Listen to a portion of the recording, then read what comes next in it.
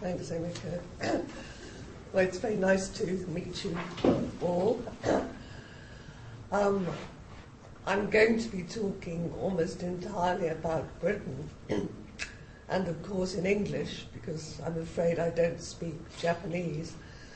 So I hope it won't be too difficult. I will try to speak quite slowly. Oh yes, sorry. I use it works. Yeah, I suppose that's better. Yeah. I'll try to speak quite slowly. And also, I will talk for not more than 60 minutes. Then we can have time for discussion for half an hour before the break. But if at any point you don't understand something or want more information, then put your hands up. You have a list of reading. You don't have to feel you have to read all of that. It's a series of suggestions of further things to read if you want to find out more. In particular, some of the books deal with other European countries, because I think the comparisons are interesting. But I don't have time to talk about the complexities of all of Europe.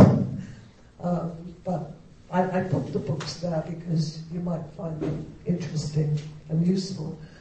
Also, I have no idea whether they're available in your library because I constructed this back home in London. I might go and have a look now that I've arrived. How many of you have been to Britain? It's actually most of you. Good, so maybe it won't sound too unfamiliar.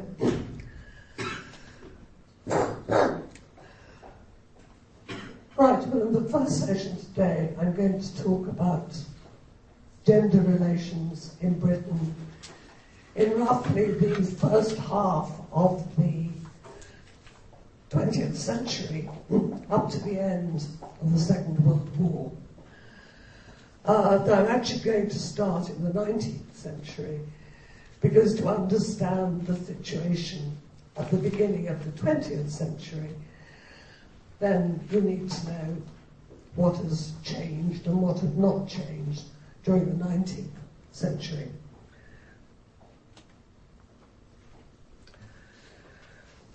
So during the 19th century, the gender situation was very unequal. There were improvements from the 1850s onwards, mainly because of the growth of a feminist movement. Industrialization began in Britain at the end of the 18th century. It's sometimes thought that women had more equality and autonomy in pre-industrial agricultural society before workplace and home were separated in industrialization. But in reality, it seems there was very little difference. The situation for men and women was very unequal, both before and after industrialization, though sometimes in different ways. Women had very few rights, for example, in pre-industrial society.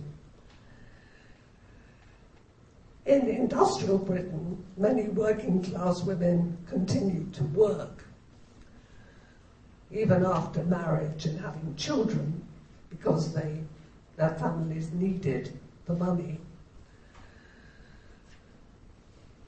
They especially worked in the new textile industries that developed very quickly in the north of England. and also often worked in domestic service, working as servants for richer people and living in their homes. Married middle and upper class women were not allowed to work for pay outside the home. A very few did so later in the 19th century, but they were very few. And until the later 19th century, it was unusual and difficult for unmarried middle and upper class women to work. An alternative for these women was often voluntary action, charitable work, helping the poor, because many of them didn't want just to sit around at home, especially when they had servants to look after the children and do the housework. And there was a great need for charitable work, as I'll say later, because of the extent of poverty, and the state made very little provision for poor people. So voluntary action was a very important part of what middle and upper class women did. I'll talk more about that in a later lecture.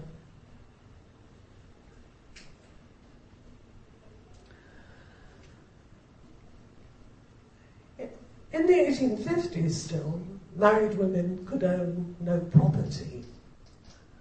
All her property when she married belonged to her husband, included, as it happens, any debts she might incur. So when a marriage was unhappy and a wife wanted to get her revenge on her husband, she could run up large debts, and he would have to be responsible. And indeed, some women did this. It was quite a good way, means of revenge. But it was also one reason why the law changed in 1870. Obviously, husbands were not too keen on this happening. But a more important reason for the change was campaigning by women. Women are more organised, they're demanding change more from the 1850s onwards, and more equal property rights.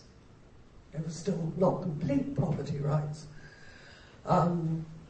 yet, but they demanded change.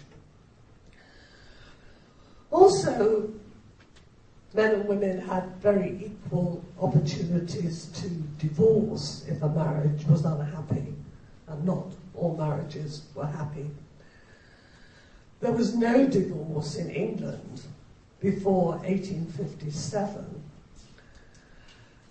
There was divorce in Scotland.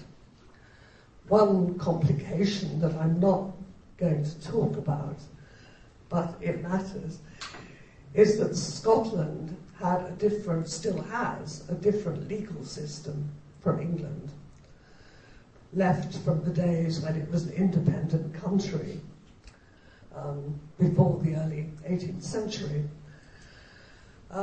Also, there are important cultural differences between Scotland.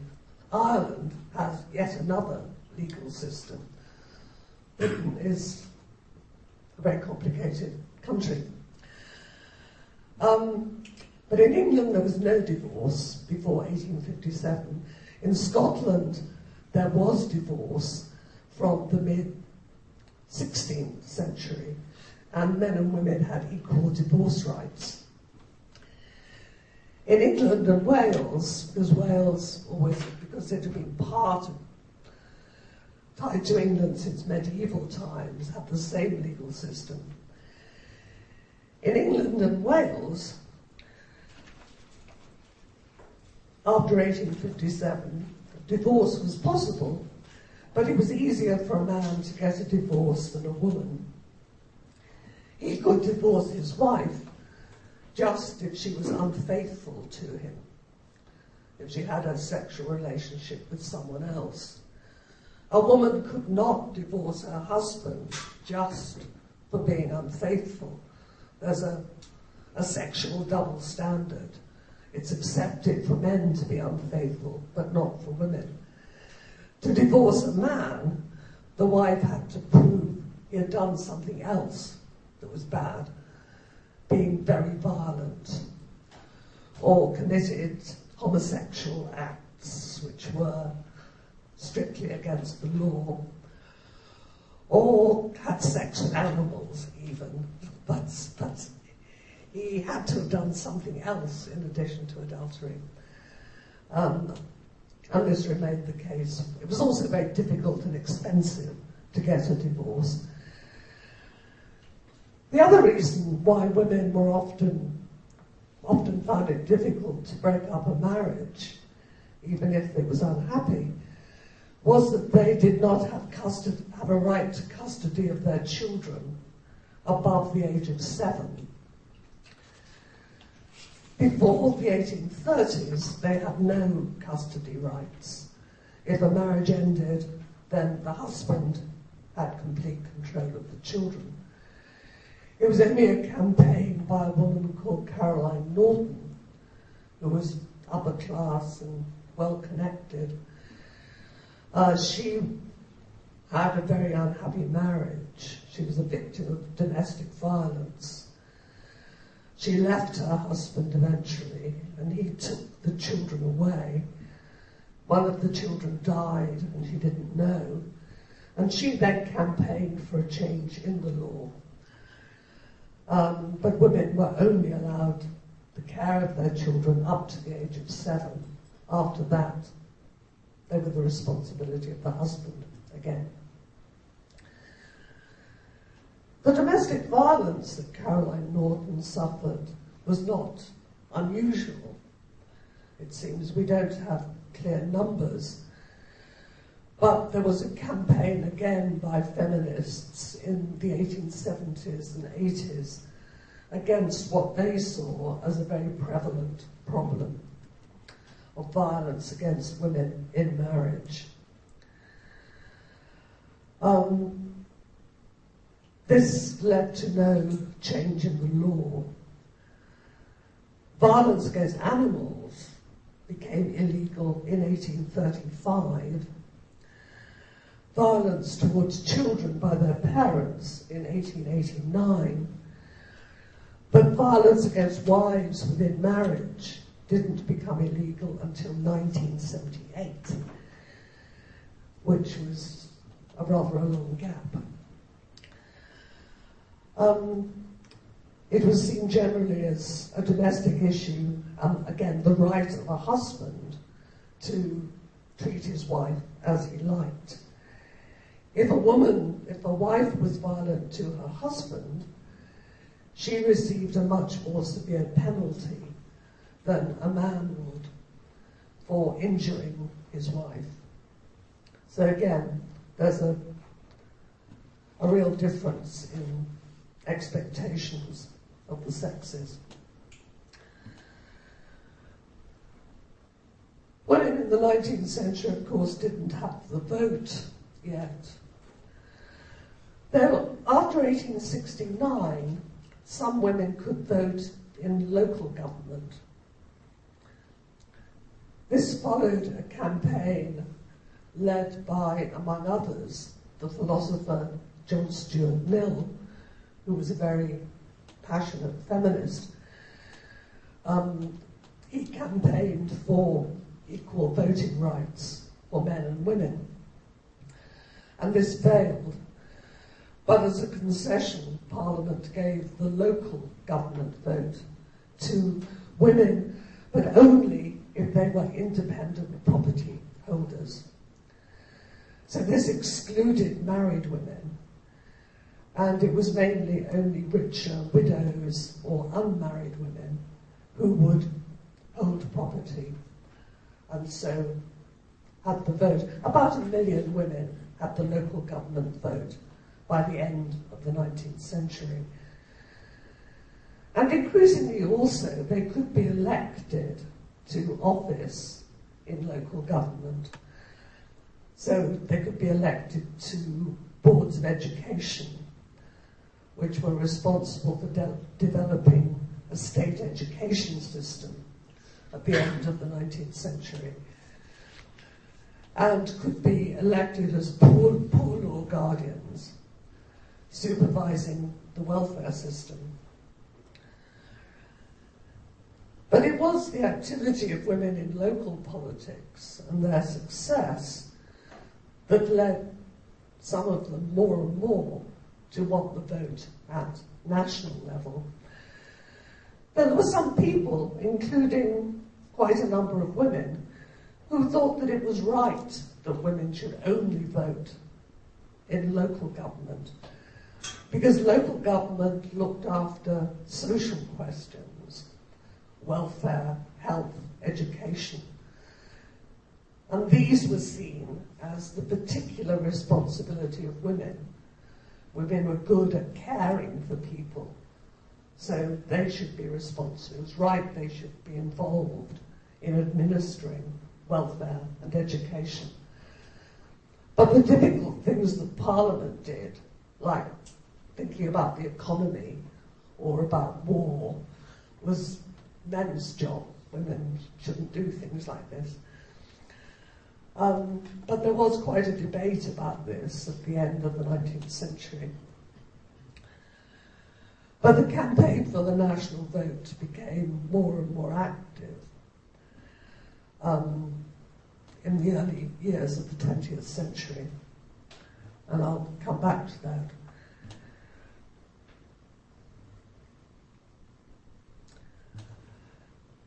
There are also gradually improved education opportunities for women with the growth of secondary education and higher education, mainly for better off women whose parents could afford it.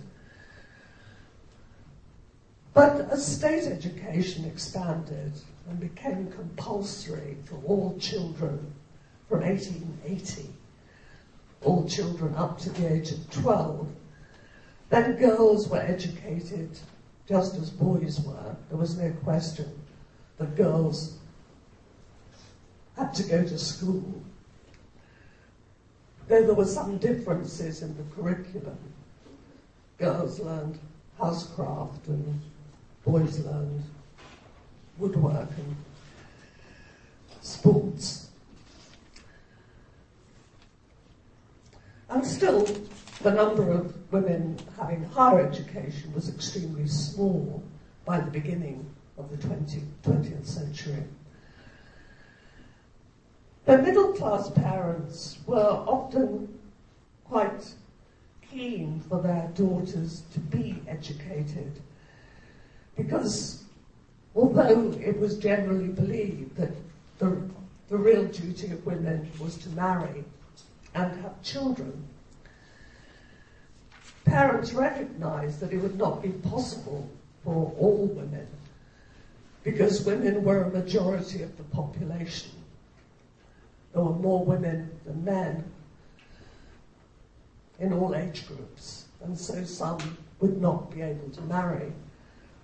And if their family was not very wealthy, they would have to earn their living, so they needed an education.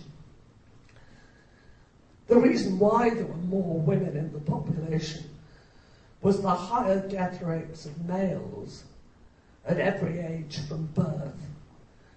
There were very high infant death rates at this time, and boy babies were more likely to die than girl babies.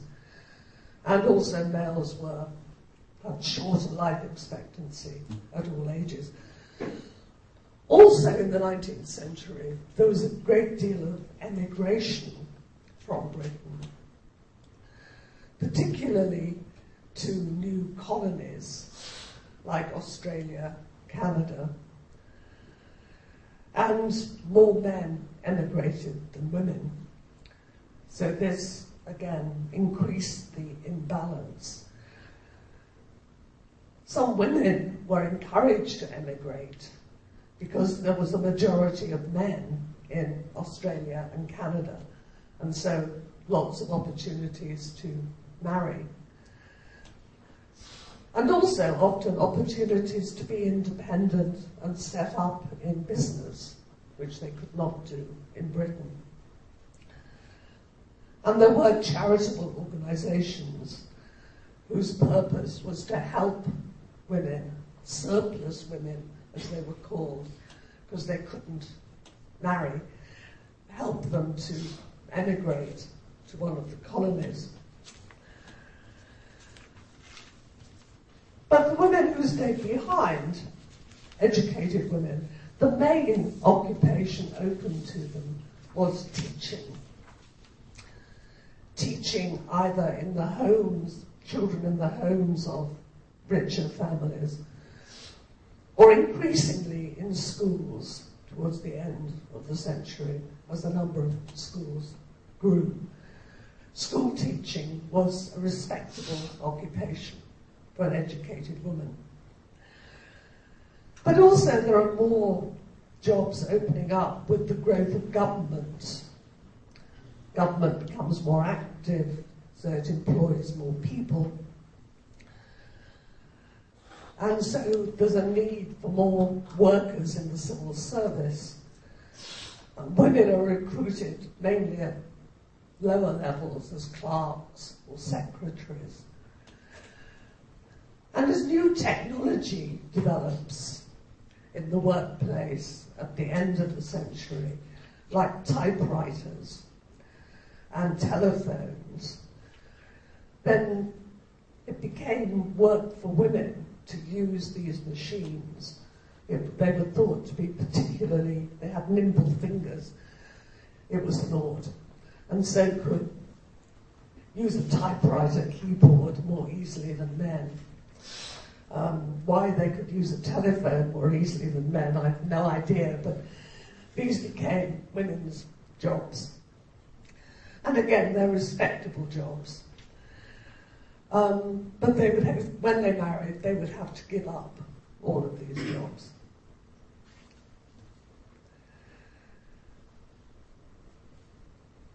So this applies mainly to middle and upper class women. Among lower class women, there's a very great deal of poverty throughout the 19th century and into the 20th century. More poverty among women than among men, which continues to be true.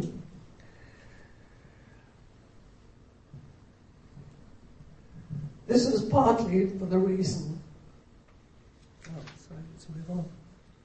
Yeah. This was partly for the reason I gave earlier, that women outlived men. This meant that many women were left as widows, often with young children to support. They might remarry, but widows were less likely to marry again than widowers, men who were left with children. So this meant that at the end of the 19th century, there were a lot of lone parents, lone mothers, bringing up children. In fact, the numbers of single mothers at the end of the 19th century was as great as the number at the end of the 20th century. But the reasons were very different.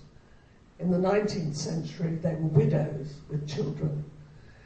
At the end of the 20th century, they were divorced or separated or had never married. But the numbers are very similar. And the likelihood of poverty when they were on their own with children was very great. The other reason why women were poor was that they were more likely to live to be old than men. And the big reason was that throughout their lives, women couldn't earn enough to support themselves, their families, and save for old age, because women had more limited work opportunities than men and earned less. So poverty was a major problem for many women, and there were very high levels of poverty in the late 19th century.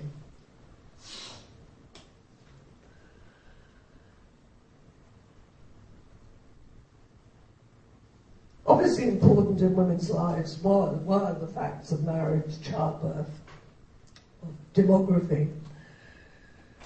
Most women did marry, though there was always a certain proportion who did not, around 10 up to 15% who just did not marry.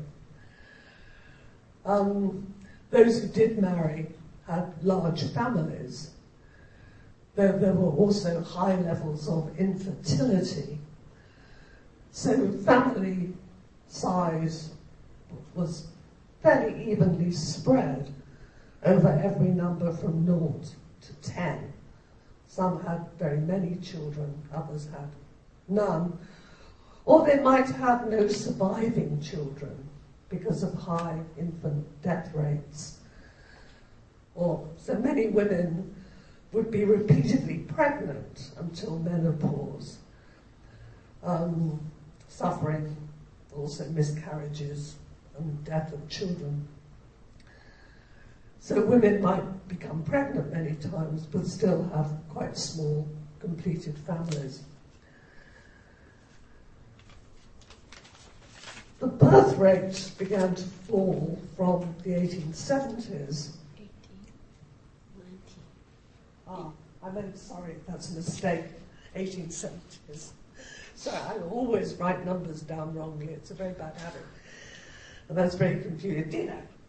It did actually fall from the 1970s as well, but that's a different story. That 1870s. The reasons for that aren't very clear. One is that more women were better educated, wanted more independence.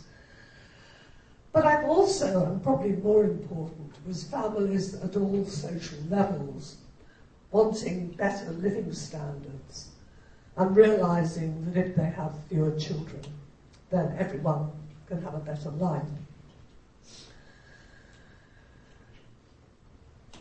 From early in the 20th century, women were campaigning to reduce the infant mortality rate and set up on a voluntary basis clinics and welfare centres where mothers and children could be given advice.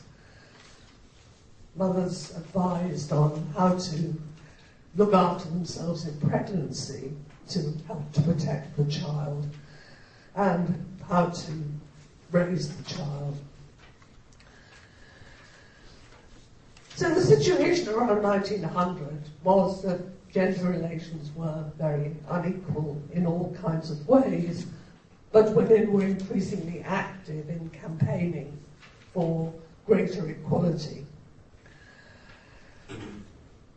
Between 1906 and 1914, there was a very active campaign for the vote, as there was in other countries at this time. The first country in the world to give women the vote was New Zealand in 1893.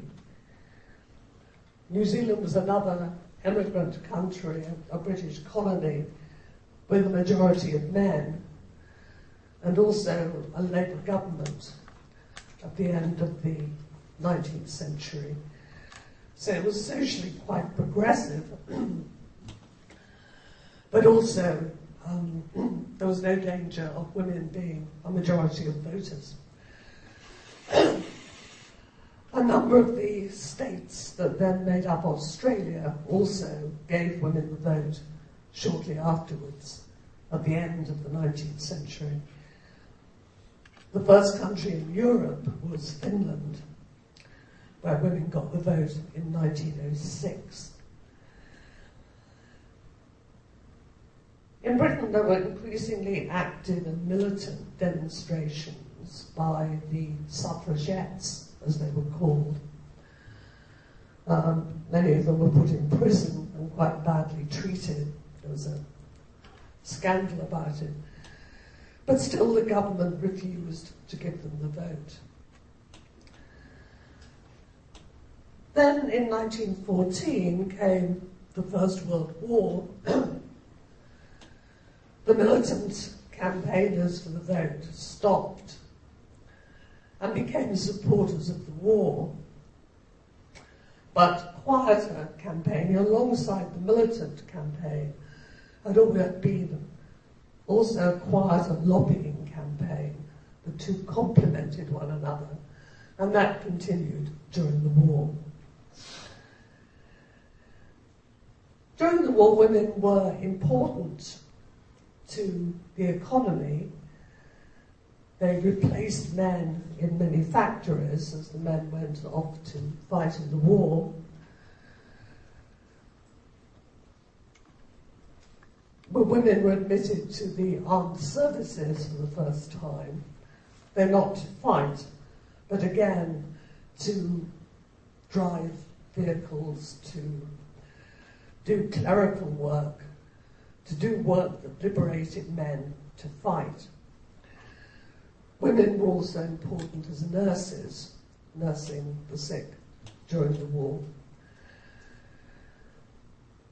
And also, the numbers of women allowed to train as doctors increased during the war, because again, many of the doctors went off to support the servicemen. There was a shortage at home. And the medical schools, which had been very reluctant to train women. Women had been trying to train as doctors since the late 19th century. Many of them had had to go abroad, particularly to Switzerland, to train. But more of them many more were allowed to be trained during the First World War, but it stopped and the war was over, apart from one or two specialist medical schools for women. Then in 1918, women got the vote. At the same time, the vote was extended for men. Up to that point, 40% of men also did not have the vote. On the whole, they were poorer men, but also included many middle-class men who were not property holders. So particularly younger middle and upper-class men who were not yet married and might live in their parents' homes or a rented home did not qualify for the vote. But in 1918, all men got the vote at age 21, which was a reward for their service in the war, but the labour movement particularly had been campaigning for it. And women got the vote, but at age 30, not at age 21, so it still was not equal. The reason for this was because politicians were worried about women becoming a majority of the voters, because they were a majority of the population. And that was rather scary for the politicians. Also, the established politicians were concerned about giving the vote to so many working class men. This was because a working class movement, trade unions, and a working class political party, the Labour Party, had been growing before 1914 and grew further during the war. And it was thought that many of these men would vote for Labour and not for the established Conservative and Liberal parties. And the politicians seemed to believe that women above the age of 30 would be more sensible than younger women, and so would not vote for a radical party.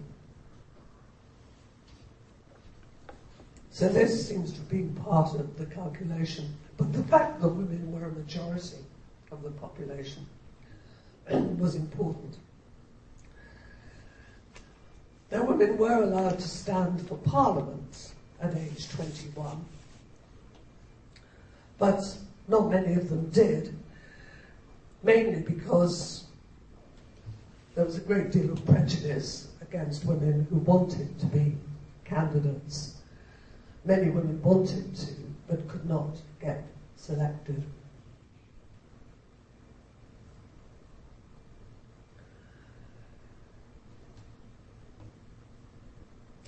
And as you can see, not many were elected before the Second World War, or indeed for quite a long time afterwards.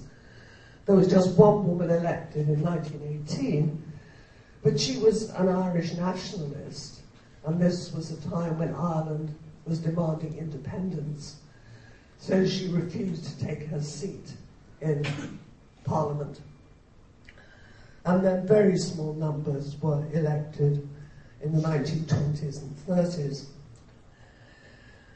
But this didn't mean that women were inactive in politics.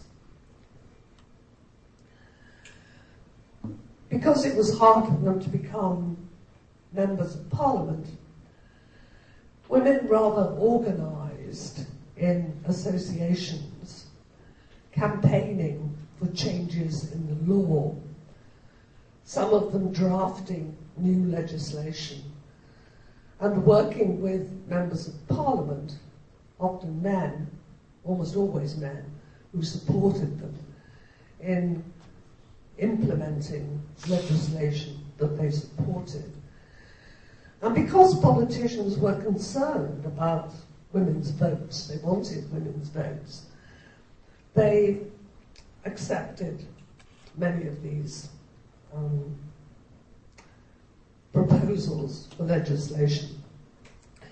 So many of the women who had campaigned to get the vote then became active in helping women to use the vote, training them in public speaking, in understanding the law, understanding how Parliament worked, helping women to become politically active. And many women joined the main political parties. So women were active in politics, more active in the 1920s and 30s than before. The book that's going around on women and citizenship has a number of essays about this. And they did achieve many more changes in the law than they had done before getting the vote. One of these was the Sex Discrimination Removal Act of 1919, which enabled women, for example, to become lawyers for the first time, and also to sit on juries in legal trials. These were important changes, though still fairly few women were able to take them up. But the reason for the change was that throughout history until then, if a woman was accused of a crime and had to go to a law court, she would be the only woman in a totally male environment. All the lawyers, the judges, the police, everyone was male, and she was on her own, which must have been a very different experience from a man going to court. And women had campaigned about this for some time, and in fact some women's organisations before 1914 had won the right to have a woman sit in court with the woman on trial, so she had some support. Similarly, women after 1918 campaigned successfully to have women appointed to the police. This was mainly so that if women suffered from and children suffered from sexual assault or physical assault, they could go to talk to a woman rather than only men who were, I mean, not all women were sympathetic and not all men were unsympathetic, but they reckoned it would make it easier for women if they could talk to a policewoman. And again, the numbers were few. Even now, women are a distinct minority of police officers, but the numbers did increase. And also in the 1920s, the women's campaigns achieved a better deal for illegitimate children. The amount of money that the father of an illegitimate child was required to pay for the child's support was increased. Making him pay it didn't get easier. In 1918, there was the Maternity and Child Welfare Act, which provided welfare clinics for mothers and children in most local authority areas.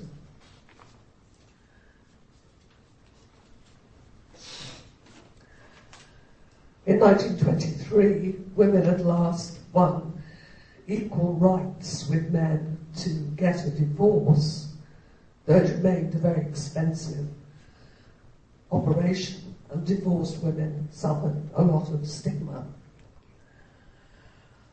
They also, in 1925, gained equal custody rights over children, which, as I said before, was very important, particularly enabling women to leave an unhappy marriage.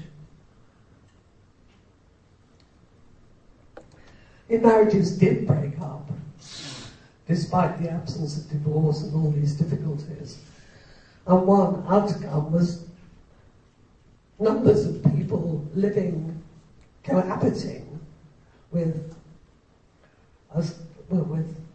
say a woman left her marriage, she could live with another man, but had to do so secretly. Because it was so difficult to get a divorce and to remarry. The women campaigned for new welfare measures, such as the first state pensions for widows in 1925. And this was recognition of the poverty of many single parents, widows with young children to support. And then in 1929, the age at which people could get married was raised to 16. Before that, a female could marry at 12 and a male at 14 if they had the parents' consent.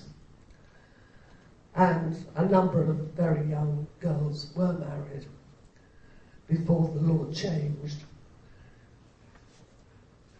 And there were other changes, but these are some of the most important ones. Women in Britain were also involved in international campaigns. The formation of the League of Nations after the First World War, the precursor to the United Nations, which was an attempt to bring the nations of the world together to avoid another war.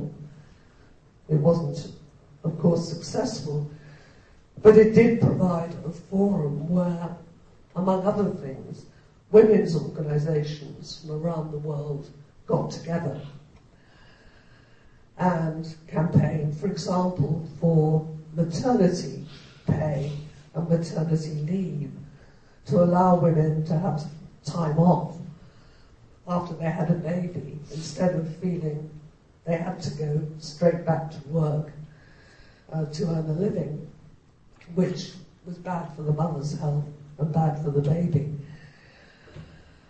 The outcome was the Washington Convention of 1919, that working mothers should be guaranteed 6 weeks paid leave before and after childbirth and free medical care. But like many resolutions of the League of Nations and the United Nations now, not every country obeyed it. But gradually it did mean that some countries introduced maternity leave. And the League of Nations became a focus for women's campaigning groups, as well as many men's campaigning groups. And the League did a lot to support women, and also generally to try to improve working conditions internationally.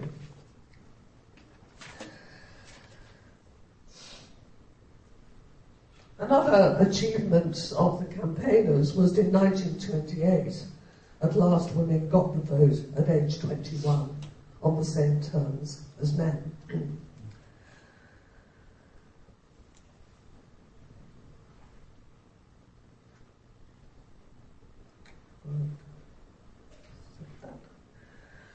But not all the campaigns were successful. For example, one thing that women were very actively demanding in the 1920s and 30s was equal pay. And equal pay for work of equal value, because pay was very unequal and the labour force very gender divided. Men and women did different work. Although job opportunities for women were growing during the war, there were more jobs for unmarried middle-class women. Again, with the growing size of business, the growing role of the state, and the growth of state welfare, for example, the expansion of healthcare, education, social services, which is happening in the 1920s and 30s, created jobs. In general, they're still subordinate jobs. There are still very few women doctors, lawyers, and still fewer businesswomen. And women who became lawyers and doctors faced a lot of prejudice. And women had to give up work when they married, still. This again women campaigned against, but unsuccessfully. Partly because in the 1920s and 30s there was very heavy unemployment. There was an international economic depression. Unemployment was particularly severe in Britain and went on for a long time through the 1920s and 30s. And it was thought right that married women should not work in order to create jobs for men. Though since men and women did different kinds of work, it wasn't actually likely to work that way.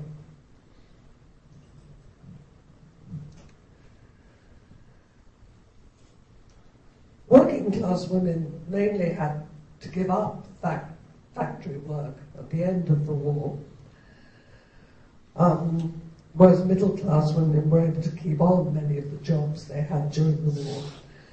And more working class women had to go into domestic service, which they had left in large numbers during the war when there were other jobs available. But then in the 1930s, the economy begins to expand in new ways. There's the development of new industries, manufacture of motor vehicles and electrical goods. And these created work for women. Not the heavy work in the motor industry, but things like making covers for motor car seats and the essential work that's part of constructing a motor vehicle, and making light electrical goods. So this creates new kinds of factory work for women, very often making domestic appliances that replace domestic servants in the home.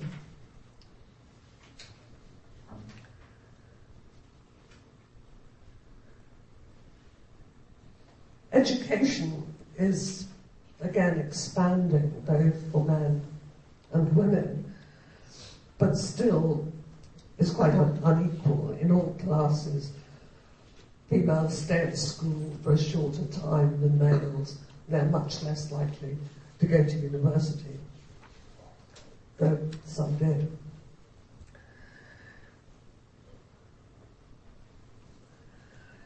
It's a time when suddenly young unmarried women have much more freedom than they had before. Whereas at the beginning of the 20th century,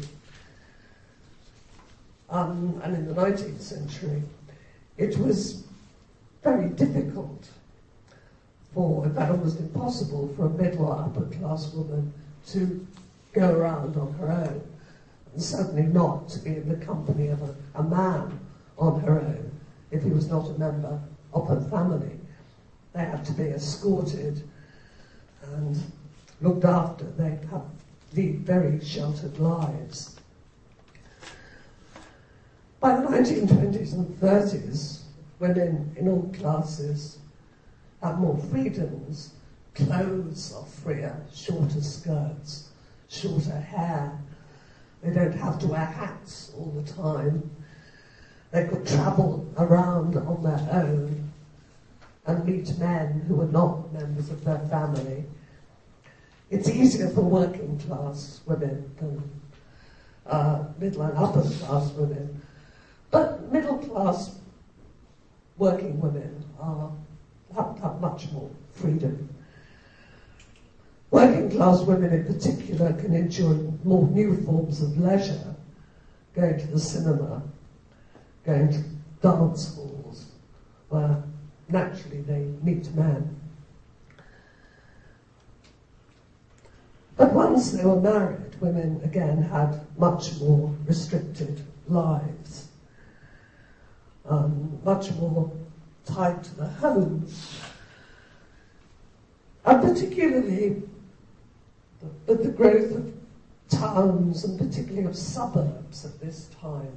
The towns are growing, new areas are being built, new housing, the gardens, which are more attractive housing than in the town, but can leave women very isolated during the day.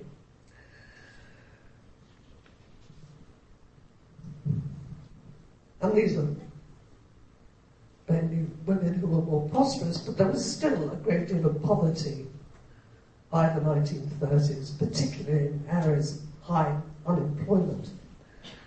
And again, particularly concentrated among women. There's less poverty than at the beginning of the century, but still a lot. There are important demographic changes again. The fall in the birth rate that I mentioned at the end of the 19th century continued and reached its lowest point in the early 1930s. This happened all over Europe. It's why Hitler and Mussolini tried to bribe women to have more children, because their birth rates had gone down and they were concerned about it. But it's equally true in Britain and France. At the same time, the infant mortality rate, the death rate among young children, went down. All the efforts that were made to improve welfare and healthcare were successful, combined with improved food and better living standards. So many fewer babies die. But there was great concern about the falling birth rate, which I'll talk about in another lecture. A panic that the population was aging because people were living longer. So the kinds of things people say today, they were saying then. The reasons for this very sharp decline in the birth rate, I think again are associated partly with women having more education and independence. It seems to happen internationally, that when women get more education, then they're less willing to have a lot of children. But what I think is also important at this time in Britain and other European countries is that parents, including working class parents, realise their children can have a much better life if they have fewer children. They can afford to keep them at school and they can get a good job. And I think this is possible at this time in a way it had not been in previous history. The opportunities, say, in the mid-19th century for a poor child to get an education and then a good job were almost non-existent. By the 1930s, it's realistic that if you have just 2 children, let them have a good education, then there's a chance they will get a better job than their father or their mother. And that was beginning to happen. There's real social mobility. And there were surveys at the time asking people why they had fewer children. And many of them said, it's to give our children a better chance. We remember growing up, big, very poor, unhappy families. And we don't want that to happen to our children.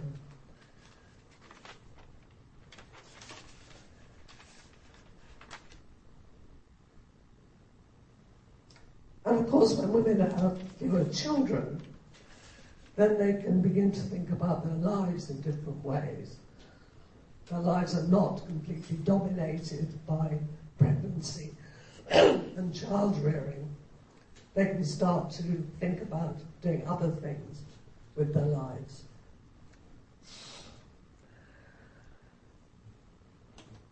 But then along came another war in 1939, and the pattern of the previous war was repeated. Again, women were very important in the workforce.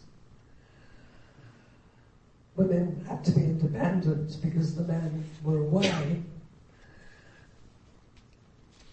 Many of them were working in factories. There were a number of strikes by women for equal pay, because for the first time, many of them were doing the same work as men and resented being paid less. And this led the government during the war to set up a Royal Commission, an official investigation into pay, to find out how unequal it was and should anything be done about it. It didn't report until after the war. Talk about it later. Women also went into the armed services, again in large numbers, but in supporting roles. Women didn't become active in combat in the Army, Air Force and Navy until the late 1970s and 1980s. One thing that changed during the war was the end, because women were needed in the economy, the so-called marriage bar, the fact that women had to give up work when they married, came to an end. Married women were needed in the workforce, and it never came back. So after the war, this enabled more married women to work. It was widely believed that there was a great deal of promiscuity during the war, particularly in the armed services, with young men and young women thrown together. And the illegitimate birth rate did go up during the war. But also, it was discovered that there were many fewer babies born in the first 9 months of marriage.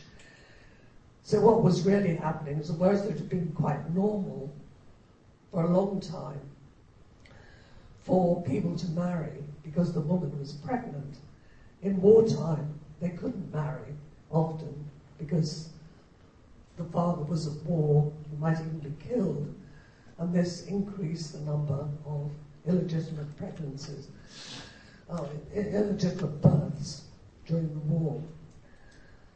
The official statistics showed that the number of births early in marriage went down by around the amount that the illegitimate birth rate went up. It was the first time it could be measured. So the Second World War brought some changes in women's access, particularly to work. And I'll talk in the next lecture about how long-lasting it was. So a great deal had actually changed in gender relations in Britain in the first half of the 20th century. There were distinct moves towards rather greater equality. Women had more freedoms, but of course great inequalities remained. So I'll stop there. We've got about 20 minutes for any questions you may have.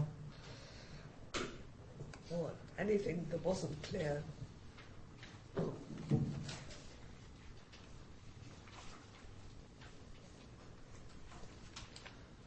Sit down.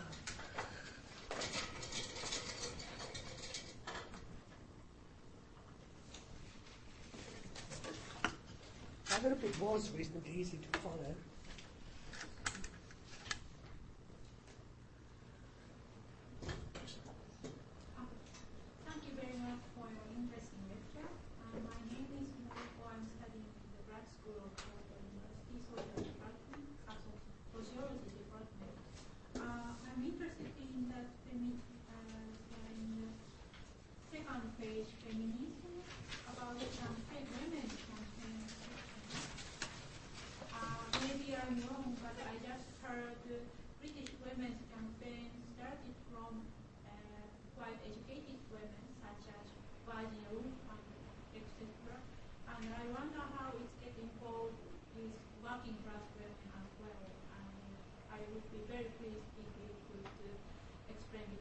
Yeah, it did start with middle-class women, and particularly in the mid-19th century, it's middle-class women, as far as we can tell. But when women start actively campaigning for the vote, it's clear that quite a lot of working-class women, particularly women who are employed in the textile districts of Lancashire and Yorkshire in the north. There's an interesting book by two women called Jill Liddington and Jill Norris called One Hand Tied Behind Her, which is about the working class suffrage movement in the north of England. And Jill Liddington has done more recent work on Yorkshire, particularly. And we have much more evidence about the campaign for the vote. But there were many women, working class women, who joined the Labour movement and the precursors to the Labour Party, like the Independent Labour Party that's formed in the 1890s. And they campaigned for the vote and equal rights for women. So when working class women were often active within political movements and trade unions. So there's definitely some things going on. And some were leading strikes. There were strikes by working class women. They were involved in, there were big strikes in textiles in the 1880s that women were involved in. And there's a famous strike of women who made matches for lighting fires in East London in the late 1880s.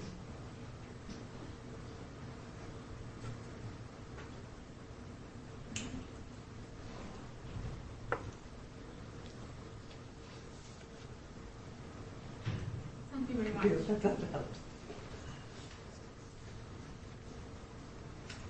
Can I ask you a question? I want to know the nature of marriage bar. Was it a legal restriction? Yeah. Yeah, in the government service it was. It was supposed to be removed in 1919 in the Sex Disqualification Removal Act, but it wasn't. So yes, I think in most private business it wasn't a legal enforcement, but the employer just wouldn't employ married women. So when did it start, the legal restriction? it's at the end of the 19th. It's almost as soon as women start to be promoted in the civil service. When they start to threaten men's promotion, they introduce a marriage bar which excludes many women. Obviously they couldn't stop unmarried women being promoted, and some were. But as more women come into the public service, it's implemented. So was the situation very similar to Germany? I heard married women in Germany couldn't work. There was legal restriction.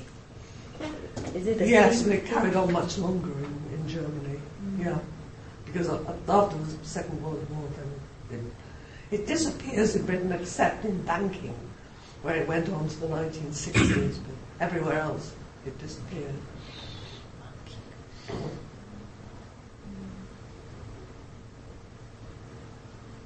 So how about the private sectors in Germany? So you said it was not legal prohibition in Britain, but how about Germany? I don't know actually what the legal situation was. No, I must ask somebody. I just don't know. Yeah, thank you.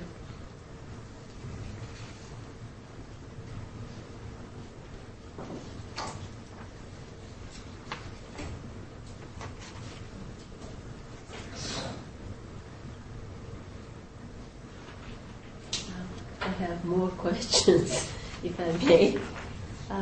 In the second page, I'm curious about the age.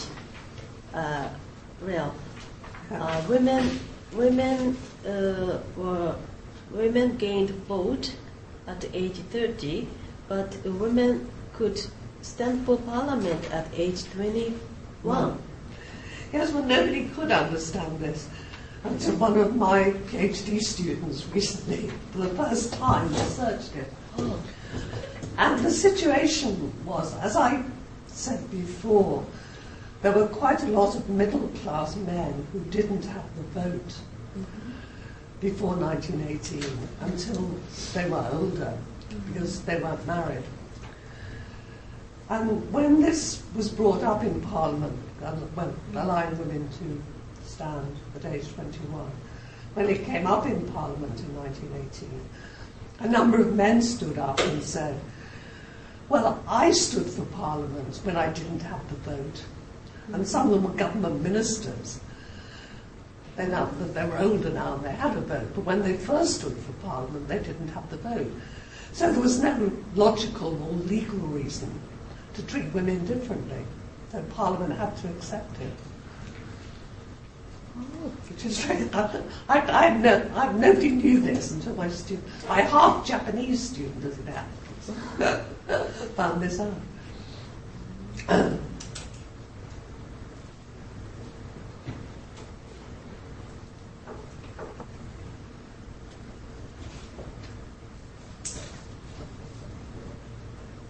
In fact, very few very young women did stand for Parliament.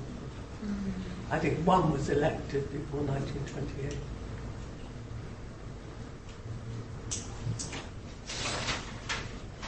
You said the Irish women refused?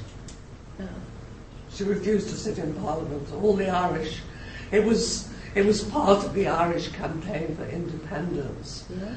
They would vote for for members of the Nationalist Party in elections, but then they would not sit in Parliament.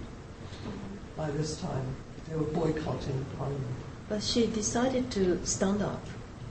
Yes, to make the point that there was a lot of support for nationalism. Oh. That it was to prove that the Irish supported independence. So she'd made her point. She didn't want to sit in Parliament. Complicated. Yes, it is. Well, British politics are very common. They're complicated because of Ireland and Scotland and Wales. They've recently become even more complicated again.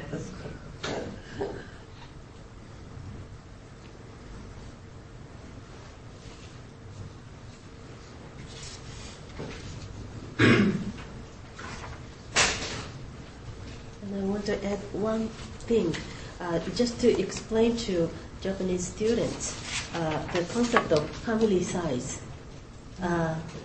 Family size is the number of children Yes. of the family. So, but in Japan, probably you think family size You'd include relatives and grandparents Ah. even. So household size and family size is different concepts. Yeah. Yes. So So that means just number of children. Yeah. She talked about the number of children. Yes, I must remember that. So large families mean the families with many children. Yeah. In this context. Yeah. Yes. Oh, thank you. I'll remember that in future. So household size means the number of family members. Yes. That would include, if, say, there are grandparents living in the house, or other family members, that would be household size. And even including the servants Yeah. who are of not course. relatives. Yeah. Yeah, by this time. In earlier history, they often would be relatives, but now they wouldn't be in the 19th, 20th century.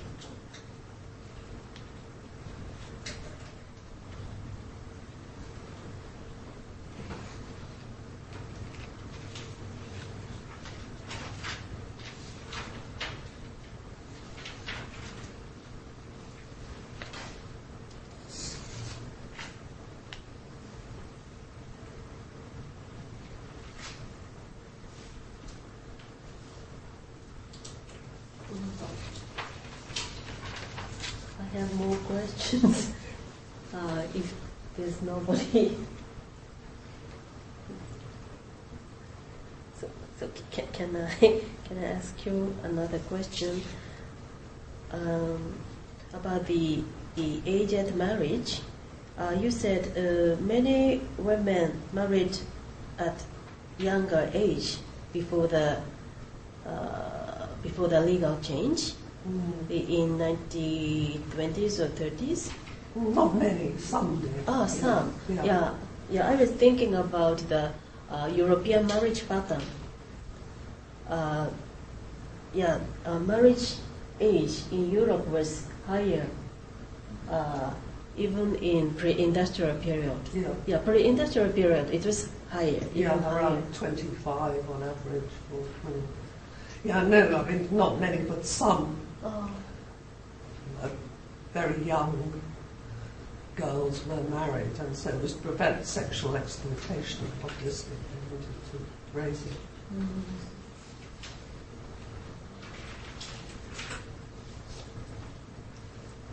So what is the case of parents who decided to marry them to... They had to have the parents' permission. It quite often happened because the young girl got pregnant, and so they wanted her to be respectably married. So it was not like selling daughters to men. No. As I'll say in my next lecture, that's now become an issue with the Muslim population, forced marriage. And I wouldn't care to say it never happened in Britain, but it wasn't part of the culture. It was more likely to happen among the upper classes to force a daughter to marry a suitably rich partner than to happen in the lower classes.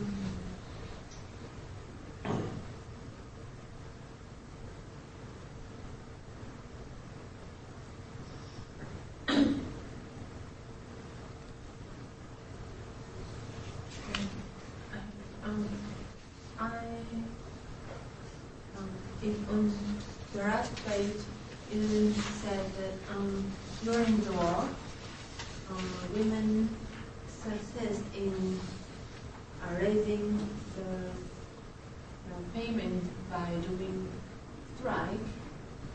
I want to know if there were major oppression against them, saying this is the wartime national crisis. You shouldn't be complaining about your pay. That's interesting. That there seems not to have been. I think because they were so essential to the war, then the employers and the government gave in very quickly. The same thing happened in the First World War, not with women so much, but men striking. They took advantage of the fact that they were so important to the economy. So rather surprising, you would expect that kind of reaction. But I haven't, and there must have been some of it, but I haven't heard it being a big issue. And of course the government did respond by looking into the question of equal pay, but that was to try and keep them quiet and stop more strikes. Because I thought maybe in Japan during the war, you would be forced for working for nothing. Maybe the whole nation were motivated to work for the nation for no pay. Actually, the British government took a very different approach. It really wanted to keep the population happy, so that they supported the war. And I think they realised that if they refused the women equal pay, they would become resentful and perhaps oppose the war.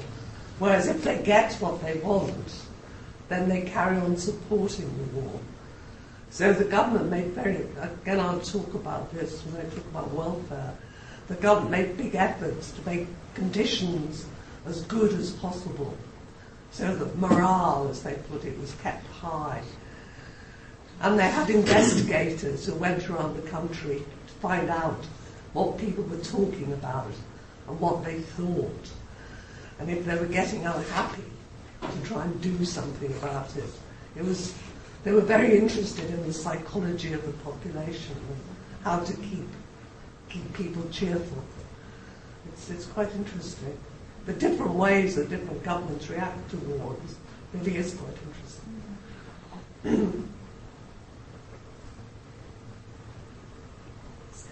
Something about the marriage bar that I would like to ask. You said that during the war, married women were allowed to work. But then after the war, it writes here there was an end of the marriage bar, but it didn't happen suddenly, right? So did they allow the married women to still stay in their work positions when the war ended? Or did they ask them to leave immediately? It varied quite a lot. I'll talk about this a little bit later. I mean, some work was only there for the war. It was making armaments, for example. So, of course, that came to an end. But in other occupations, after the Second World War, women were much less likely to have to leave their jobs than after the First World War. That was because there was a shortage of labour. The economy was quite successful after the Second World War, and the government was worried about having too few workers. So it's encouraging older women to stay in the workforce. It wants young women to give up and get married and have babies, because they want the birth rate. The birth rate was already rising again, and they want that to continue. But they actually encourage older women to stay at work. It's quite interesting. So, when was it legal that they stopped the marriage bar? It's gradually removed in different occupations throughout the war. And I don't know if there's a particular point at which there must have been a ruling in the public sector at the end of all the civil service teaching, everything else. And I'm not quite sure when that happened, actually. I must look it up. Of course, there were always women who cheated, who pretended not to be married. I once interviewed someone who'd been a school teacher at this time, and she said when the marriage bar was abolished in her school, amazingly, a lot of women seemed to have got married overnight. And particularly if you lived in a big city like London and lived some distance from the school, nobody would know that you were secretly married. But if you lived in a small town, you couldn't get away with it. And it was, I mean, even if a marriage broke up or a woman was widowed, it could be quite hard for her to get back to work. It depended very much on the senior people in the school or the department, whether they would take her back. And there were certain rules, like if she had a sick or disabled husband who couldn't work, they wouldn't allow her back to work, even though they needed an income, because it was her job to look after him. But if he was, say, seriously mentally ill and in a mental hospital, so she couldn't look after him, then she could go back to work. So there were all kinds of strange rules emerged.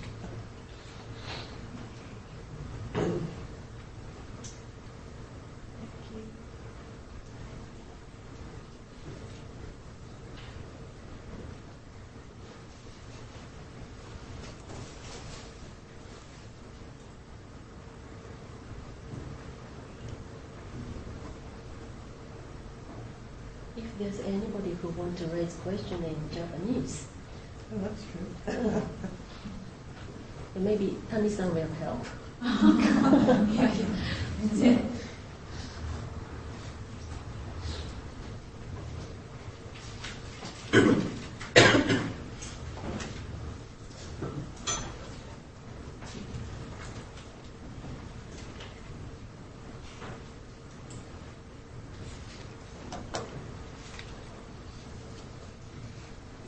Can I ask another question? Sorry. Yeah, today I'm your student, so please allow me. About the League of Nations. I am aware now European Union is playing an important role in promoting gender equality. Yeah. So did the League of Nations have same function? I think it did, but it didn't have the same power that the European Union has. But it could certainly recommend things. The International Labour Office, for example, which was part of the League of Nations, was really very good in setting higher standards of work conditions and pay for men and women. But governments didn't have to take any notice, like about maternity leave. Whereas the European Union can put pressure on governments to implement, though the British government's always a bit resistant. It has had a lot of effect on not just gender equality, but other forms of equality. They issued a directive a few years ago against age discrimination, for example, and disability discrimination, which has been important. But I'm curious, why always supranational organizations are more liberal? Perhaps they can afford to be the kind of free of the kind of I don't know.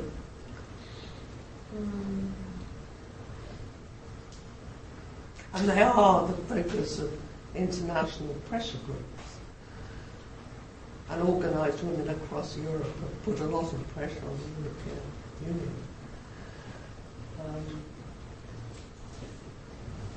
Yeah, I know the current situation, but I'm intrigued.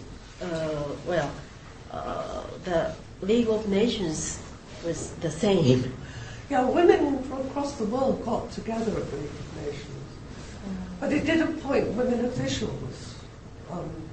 They had certain posts that were reserved for women. So it encouraged women to take part in its activities.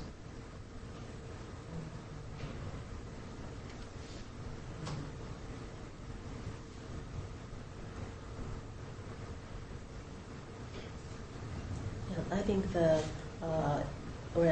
think the role of supranational organization is very important to think about the development of gender equality in European context. Yeah, I did. We do not have it in Asia.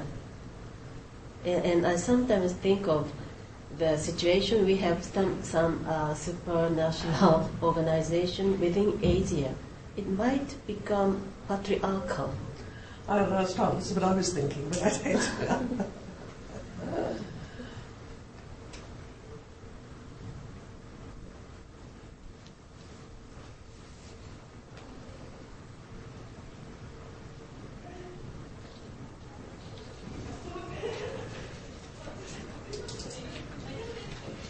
Is it time to have a break?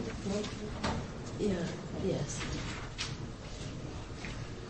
Okay, let's have a break for 15 minutes or so, and then we'll continue.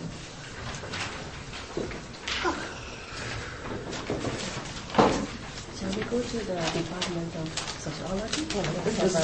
Yes.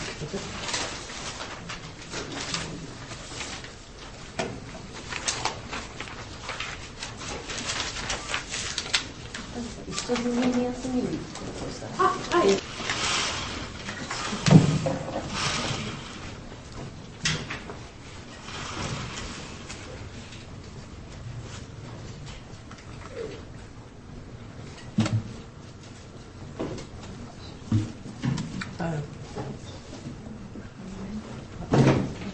I'll be right. For the next one. Oh, no, sorry, that's, yeah. Yeah. How do I can't? Okay. I can't read it because it's in Japanese. I don't know where to. I have this problem. I have my office computer because Do you expect me to use that and understand?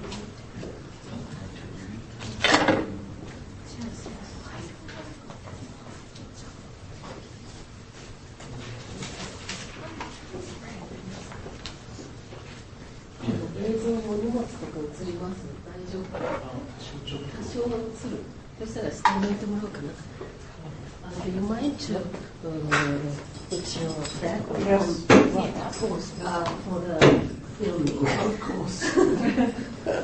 Not everyone's back yet, so.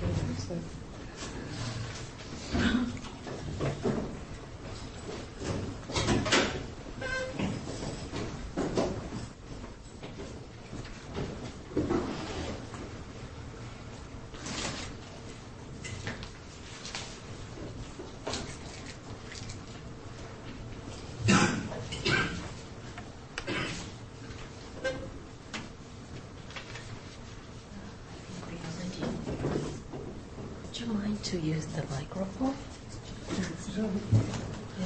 Yeah. Did I start? This one person is not back yet. But it's time to start. Okay. So please go ahead.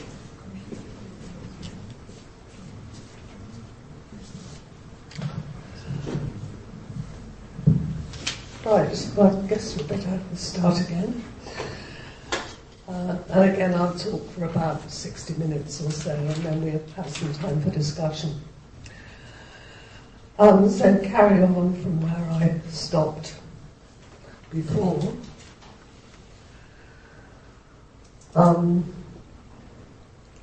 As we said in the discussion, unlike at the end of World War I, when women were expected to leave their jobs, at the end of World War II, the government wanted them to stay at work And from 1943 onwards, the government was planning to keep particularly older women in work because they thought there was going to be a shortage of labour after the war. Not enough workers to fill the employment. And the Labour government that was elected in 1945 was very keen to expand the economy after the Depression before the war. And in fact, the period after 1945, up to the early 1970s, was a very unusual period in Britain of almost full employment. The first time in peacetime there had been full employment, and it continued for a long time. But as I said in the discussion, they were keen for older women to stay at work, but not younger women. They wanted them to marry, have children, because they were still very concerned about the low birth rate. The birth rate had started rising again during the war, but nobody seemed quite aware of that. And they weren't convinced that it would continue after the war. So they wanted to do all they could to keep the birth rate higher. So younger women were being encouraged to marry. As I also said, the marriage bar on married women came to an end. And an important change again after the Second World War was it became acceptable for the first time for middle-class women to work for pay.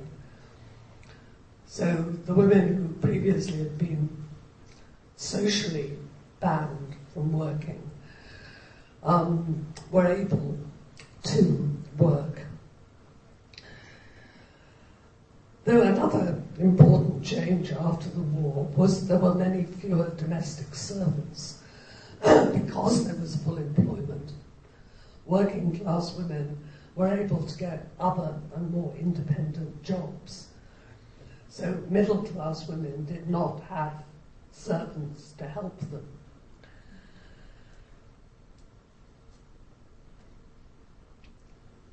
And this is the period when we see the beginning of the so-called M-shaped work pattern for most women, of working between leaving education and having the first child, then taking time off to care for children, and then coming back into the workforce, sometimes to part-time work.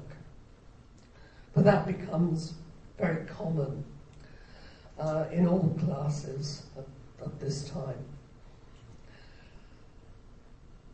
But again, when women were not working in the same jobs as men, and there's no obvious improvement in the kind of work available to them, and women returning to work after time off to rear children found it very difficult to get training to improve their position or to get a new kind of job.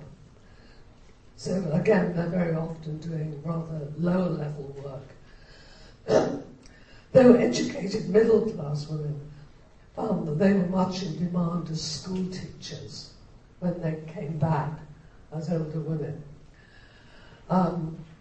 This was partly because of the expansion of education after the war. There was demand. Also, as we'll see, there were much higher rates of marriage, so there were fewer young women in teaching, and also fewer older unmarried women who had been an important part of the teaching workforce. But there's an interesting contrast between middle-class women are allowed to work, as they had not been before, though sometimes their husbands would not allow it. It was not uncommon for women to say that my husband won't allow me to go to work. He feels it's his job to provide for the household. But more middle-class women were working. But more working-class women were able to afford not to work. They could actually give up work, at least for a while, because their husbands had full employment and better pay.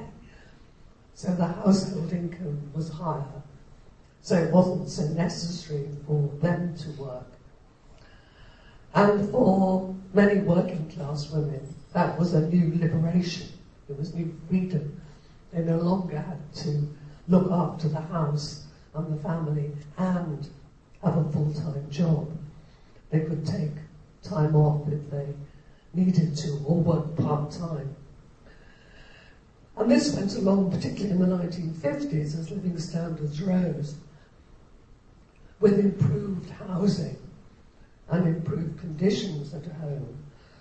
Gradually, particularly by the 1960s, more domestic appliances like washing machines and vacuum cleaners, which makes housework easier.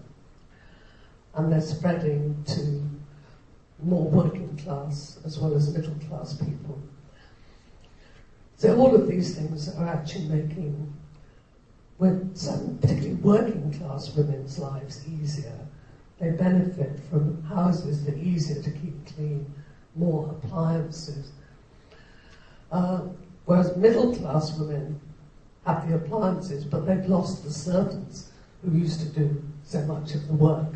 So they have they're actually having to do more housework, many of them. Also important after 1945, which is something I'll say more about in a later lecture, is the expansion of a welfare state under the Labour government. It was the first majority Labour government to be elected in 1945. This introduced a national health service, for the first time providing free health care for everybody. And this was particularly beneficial for working class women and children who previously had not had access to free health care. Many working men had health care under the National Insurance Scheme, which had been introduced in 1911. And I'll talk about that in another lecture. But this didn't cover their families. And there were surveys in the 1930s showing just how bad the health conditions of many working class women were. And also there were quite high levels of malnutrition among children before the war. And things like the provision of free milk at school greatly helps that kind of problem. So there's much improved healthcare which benefits women, also improvements in education and in a wide range of welfare benefits, but I'll talk about those another time. But in general, the welfare state was good for women because, as I said before, women were more likely to be poor than men, so they benefited particularly from improved welfare provision. But still, although the age of school leaving was raised to 15, and there are more places at university, but chances are still unequal because women are still expected to marry, and many families believe that it's a waste to educate a girl for too long because she'll only get married and not make use of her education. And females were still only 25% of all university students. And that's 25% of a very small number. Only 1.5% of 18 to 21-year-olds went to university between the late, well, it begins in the 1920s and continues to the 1960s. It's a very, I mean, now it's over 40%. It's a very small elite who go to university. The most common form of higher education for most women was teacher training, which was a specialized 2-year education, whereas the university education was 3 years, or 4 years in Scotland, because Scotland is different on almost everything. And teacher training happened then in separate institutions, not in universities. Now they've been merged with universities. So I'm forgetting to move the PowerPoint on. That's the stuff that I've seen. Anyway, it goes in front of you. There are very important demographic changes after the war. A much higher proportion of people marry, almost everybody married. In the 1930s, about 15% of women and 9% of men never married. After the war, almost everybody marries, at least once, and some more than once. And marriages lasted longer. Above all, death rates were lower because living standards and medical care improved. So there are fewer young widows with children. And divorce was still expensive and difficult. So marriages, whether they were happy or not, lasted much longer than before. It was still only possible to get a divorce if one partner or the other had been unfaithful, if they'd committed adultery. You couldn't get a divorce because you really didn't get on, or because one partner has left. That's not allowed till 1969. Even if one partner has gone, you have to prove that they've been unfaithful with somebody else, which led to people pretending to have affairs in order to get in order to get a divorce. It was a very silly situation, but it is very difficult still. Though still people did separate and secretly live together. As more people get married and marriages last a long time, the birth rate went up.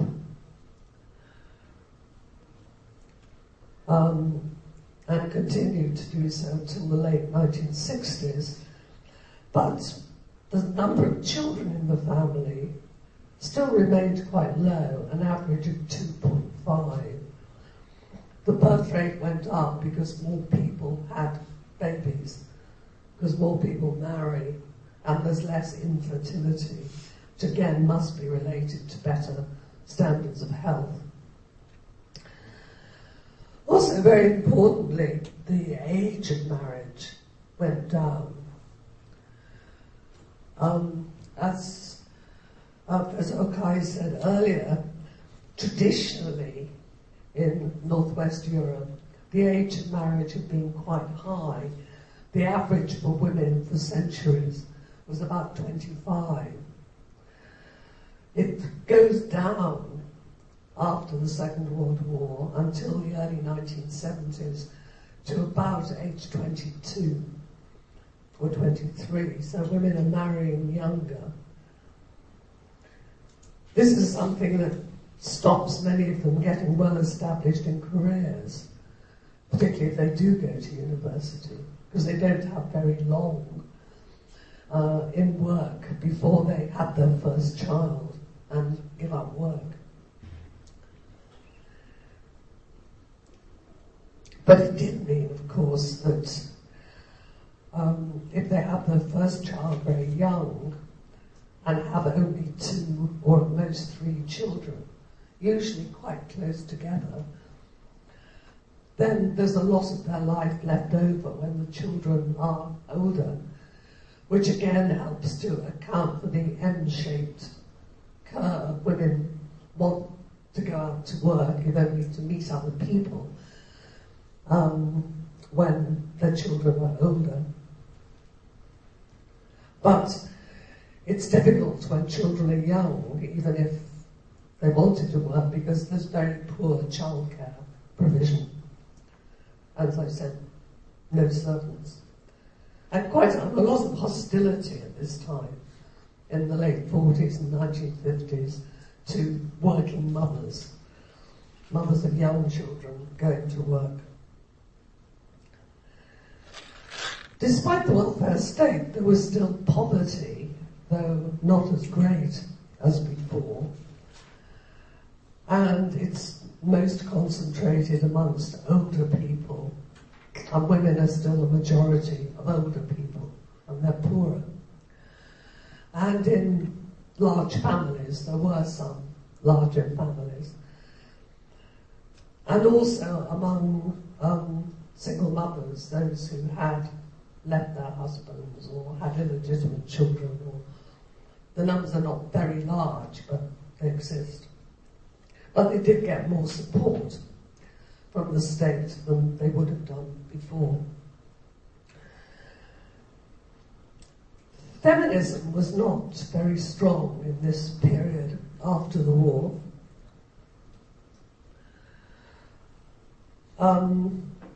The word feminism has always been problematic, with many women denying that they're feminists, even when they might believe in equal pay and equal rights.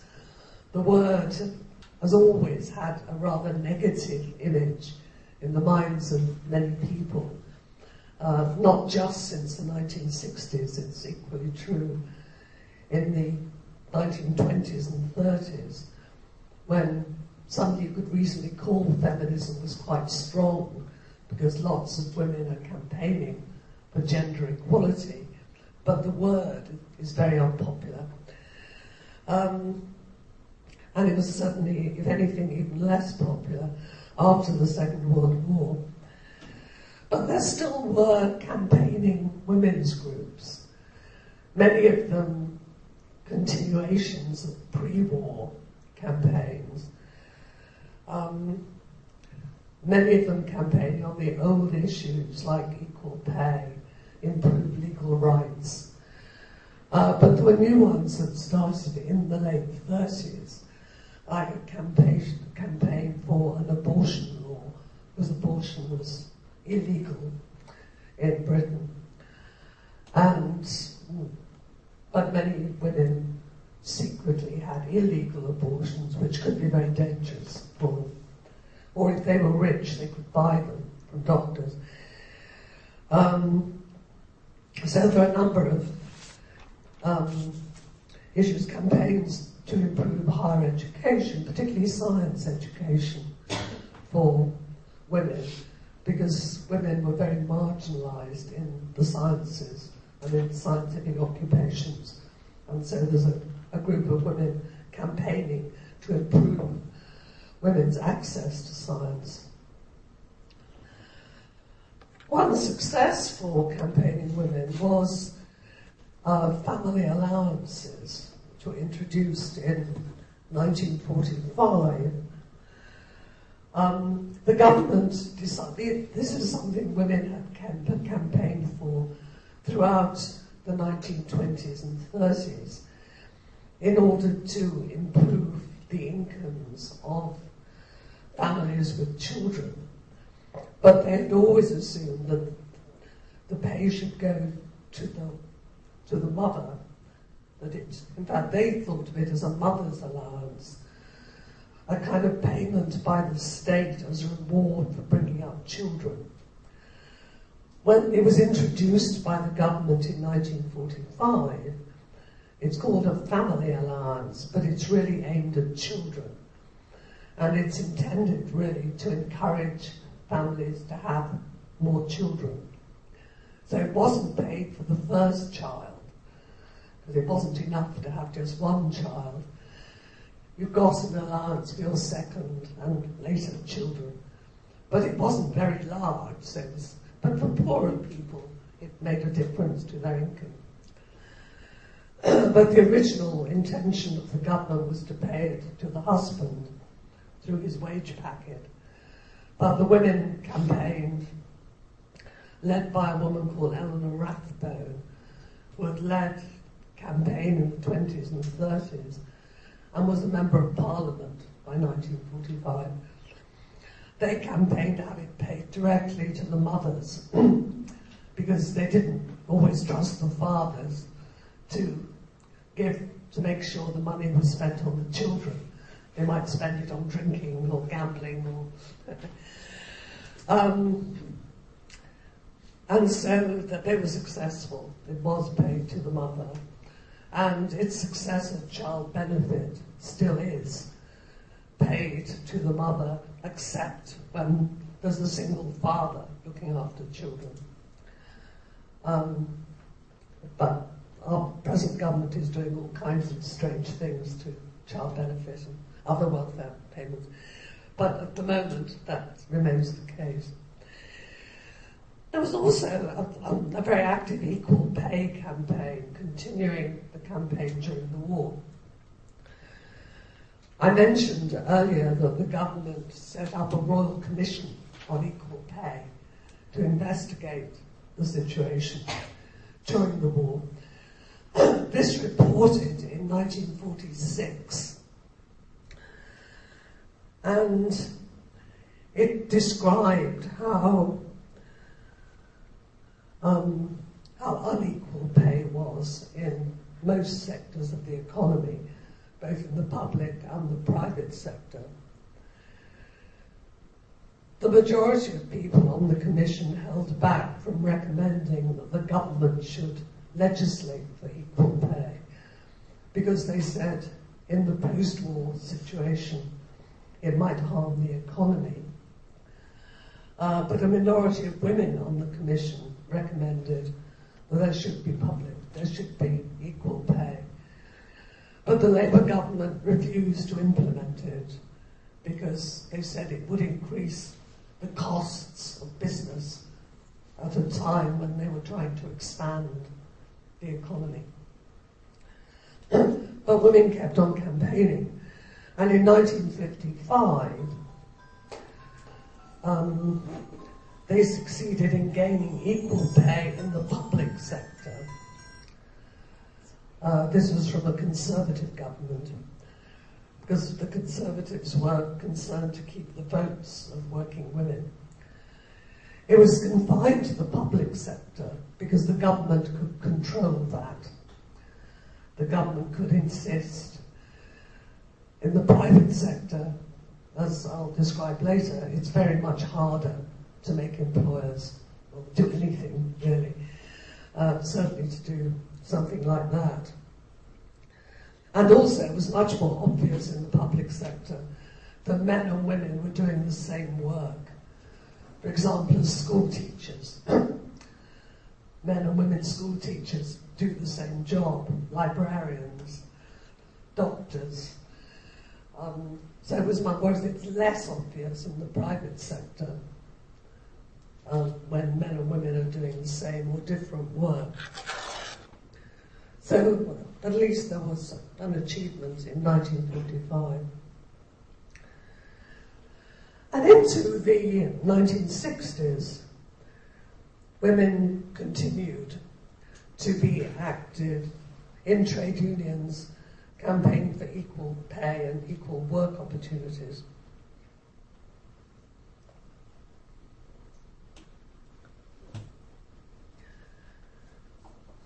Then in the 1960s, particularly the later 1960s, many things changed. In particular, Britain was a richer country than it had been before the war. More people had higher living standards, they were better educated, they were more confident, especially the younger generation that had grown up since the war in good circumstances and with high expectations. There was another Labour government from 1964 to 1970. The Conservatives had been in government from 1951 to 1964. When Labour came back into government, it wanted to further expand the welfare system, which it did, particularly reforming secondary education in a way that provided more opportunities for girls. There were more places for girls at the better schools than there had been before. And also they continued an expansion of universities with the creation of new universities. This had been begun by the Conservatives, and they carried it on. So by the early 1970s, about 7% of all 18 to 21-year-olds were at university, and a rather higher proportion were women. But girls still tended to be concentrated in the arts and social sciences, particularly the arts, like literature and history. The sciences were overwhelmingly dominated by males, and engineering, and that continues to be true. Also, women had very limited opportunities to train as doctors. The medical schools had quotas, that is, fixed numbers of women they would admit, which were quite small, and they quite discriminated against women. And until sex discrimination was outlawed in 1975, but it limited, only about 20% of medical students were female.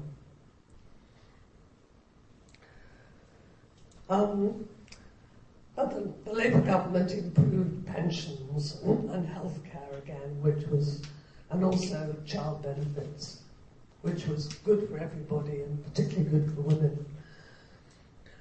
And then from 1967 onwards, there's a quite remarkable run of liberalising legislation.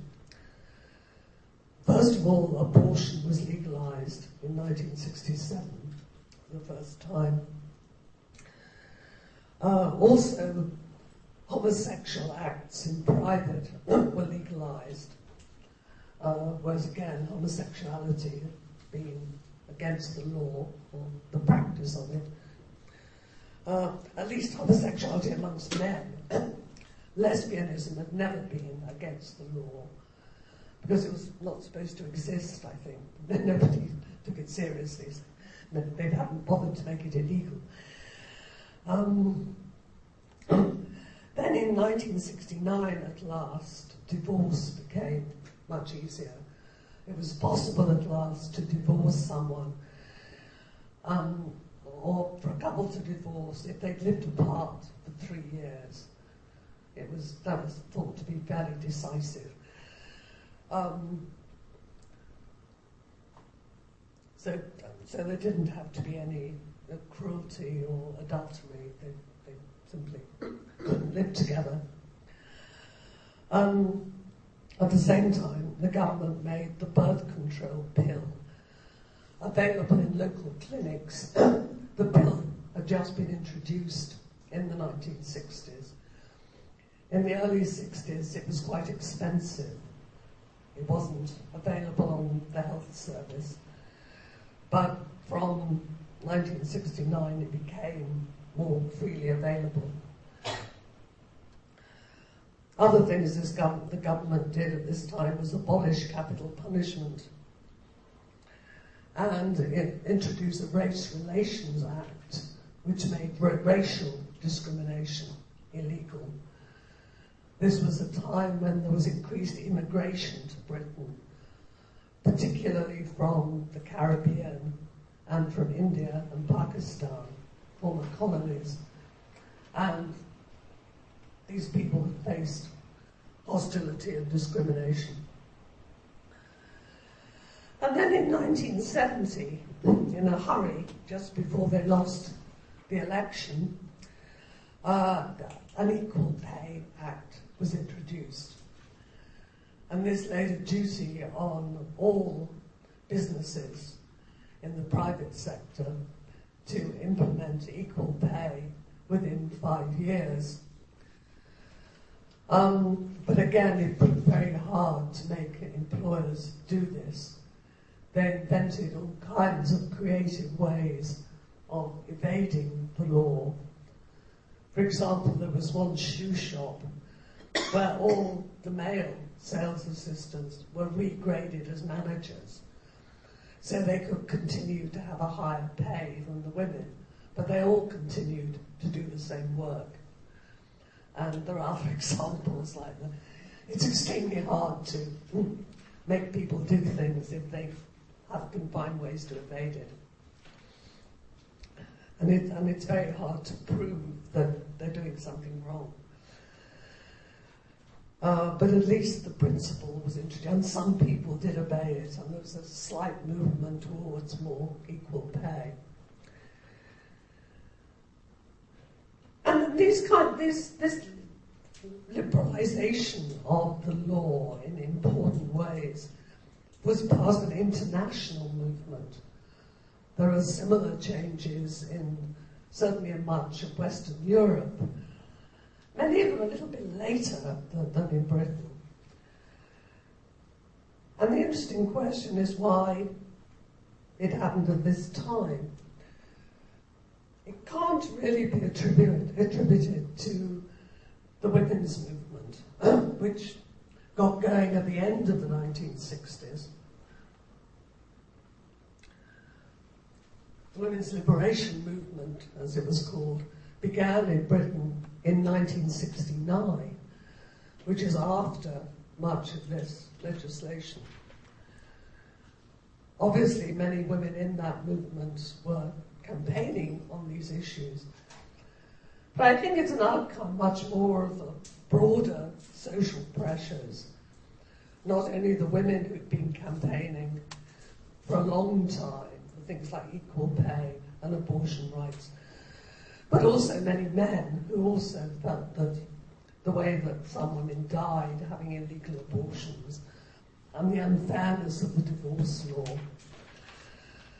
and unequal pay needed to be changed. So I think pressure had been building up on most of these issues for quite a lot of time. And there were members of Parliament who worked quite hard to get this legislation passed.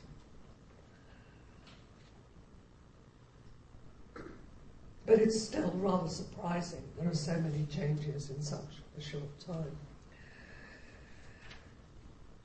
Anyway, as I said, the women's liberation movement got going after 1969, mainly a movement of younger women, part of the international movement of students and protesters of various kinds that are evident after 1968, after the events, the riots in Paris in 1968.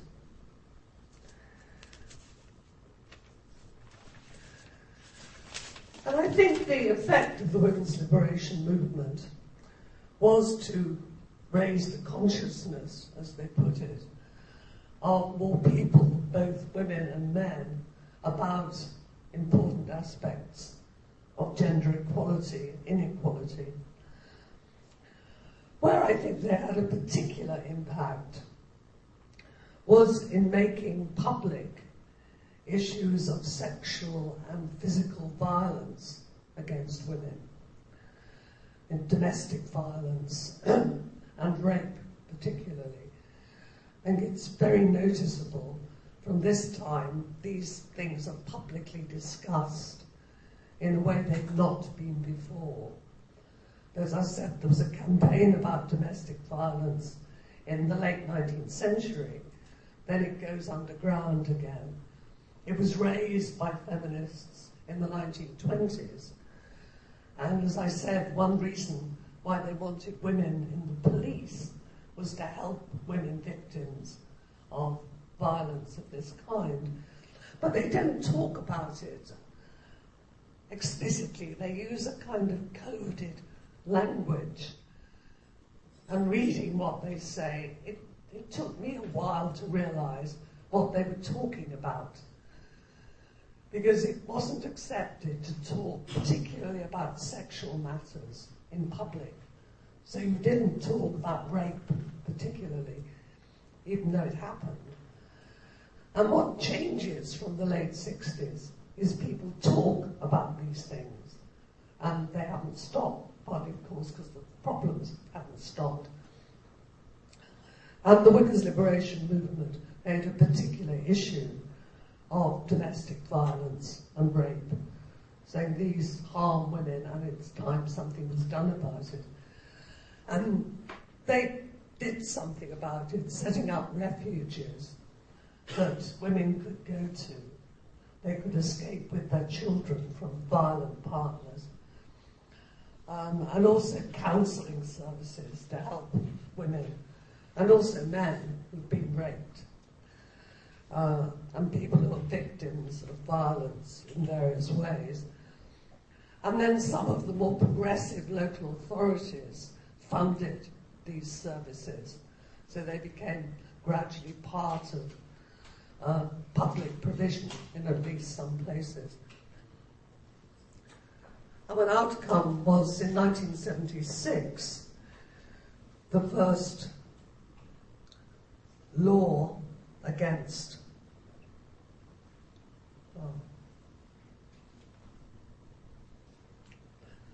the first law against domestic violence. I mean, previously, it had been very difficult for women who were victims of domestic violence to do anything about it. The police would not intervene. They regarded violence within marriage as a private matter, which was not the police's business. Now, they had a duty to intervene. And the men could be punished, or a woman if she was perpetrating violence. So, 140 years after cruelty to animals, cruelty to wives becomes against the law. And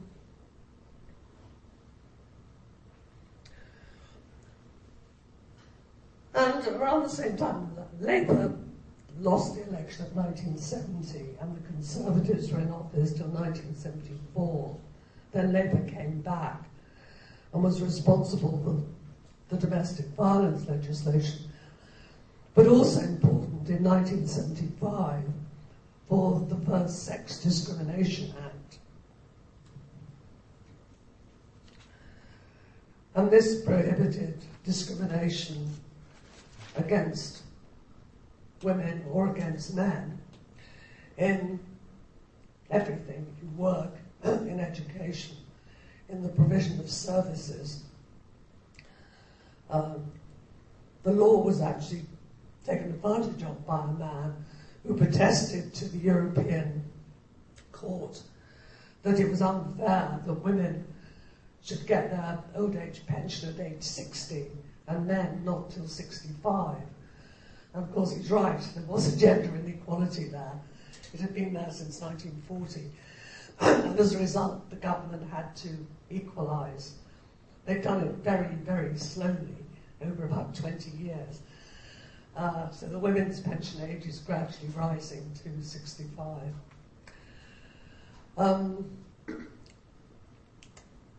But it did have, for example, one effect of the Sex Discrimination Act was to force the medical schools to admit, to remove their restrictions on women. So many more women came, and now half of the people who go into medicine are female. And similarly in the law, although they didn't have formal quotas, in practice very few women qualified as lawyers. But they had to be very careful after 1975. And now again, half the people qualifying as lawyers are female. So it had an effect on the professions. In education, it meant that Oxford and Cambridge, which, unlike most universities, had different colleges for men and women, and fewer for women. Before 1975, there were 5 colleges for women in Oxford. And I forget how many for men, but there are 20-something. There are a lot. Cambridge had only 3 colleges for women and a lot for men. Gradually, some had begun to discuss going co-educational before this. But after 1975, gradually, reluctantly in some cases, they all had to. And so the proportion of women admitted to the 2 most elite universities rose very sharply. Other universities had admitted men and women in much more equal numbers, though there's still this big division in the subjects that they study. And there are other changes. For example, up before 1975, a married woman could not sign a contract without her husband's permission. You know, even something quite trivial like renting a television set, she had to get her husband to sign. After that, that disappeared. And an Equal Opportunities Commission was established to ensure that the legislation was implemented to investigate complaints about gender inequality and support women in bringing cases under the law if they felt discriminated against. And as Professor Okai mentioned before, the European Union was very important in all of this. In fact, it was a big reason why the Sex Discrimination Act was passed. Britain joined the European Union in 1973. And gender equality had always been a big issue with the EU. So in order to conform with EU practice, the government had to do something about gender equality. But it also meant that the European courts of law were there as a source of appeal against the British courts if they did not resolve the case satisfactorily. So as I said before, the man who challenged the pension ages put it through the British courts and lost. He appealed to the European Court and won. And the Equal Opportunities Commission supported a number of women in bringing cases. If they failed in the British court, they would support them because it's expensive going to any court. They supported them in the European court. There was one case, for example, in a shipyard in the north, where the women cooks demanded equal pay with men who were manual workers somewhere in the yard. I forget what the comparison was, but they reckoned they should be getting the same pay as these men. They lost in the British courts, but won in the European court, and the employer had to implement equal pay. And there have been a number of cases like that. The Northern Ireland government was forced to allow gay rights, homosexual rights, after an appeal.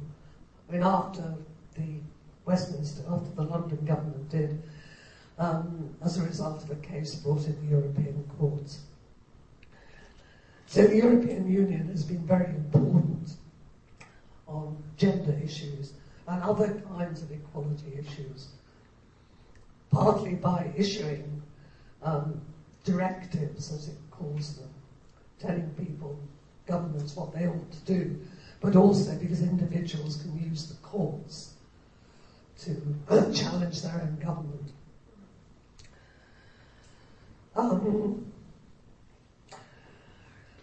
From the early 1970s, there's an increase in divorce following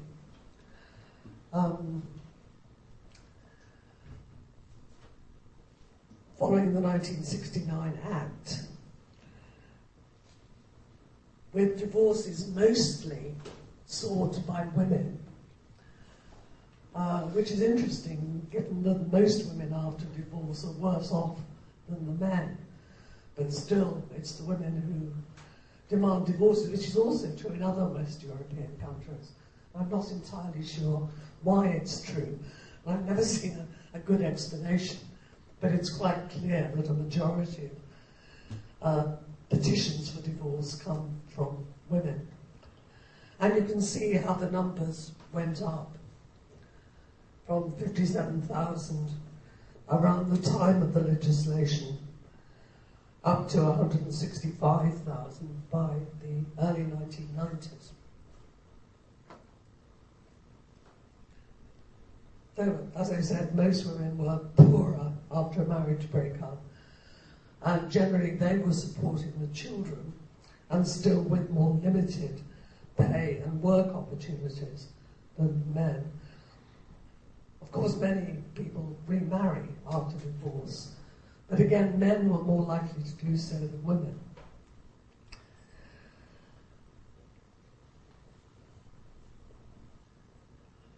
Also, from the early 1970s, the birth rate began to fall, having remained fairly high until then.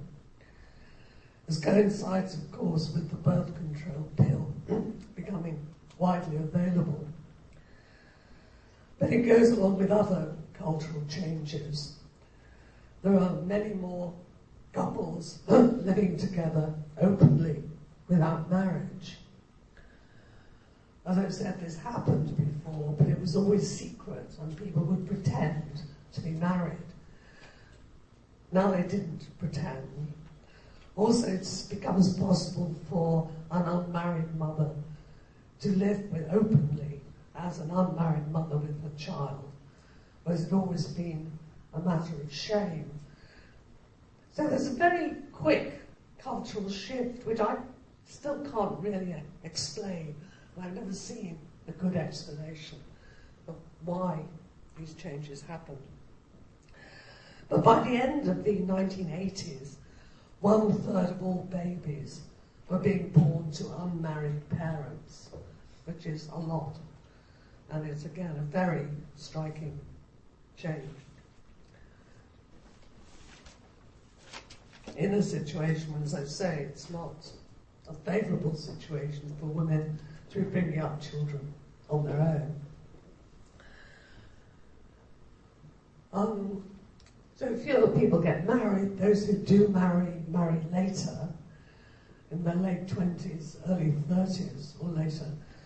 And so very often, cohabitation and having children happens before marriage. People are more likely to marry when they're quite certain that it's going to work, which is one reason why divorces have gone down since the early 1990s. Fewer people are married, so fewer can get divorced, but also they try out the marriage ahead of time. And as I say, these were major cultural changes, which there were conservative governments in office from 1979 to 1997, and they attacked all of these things: cohabitation, divorce,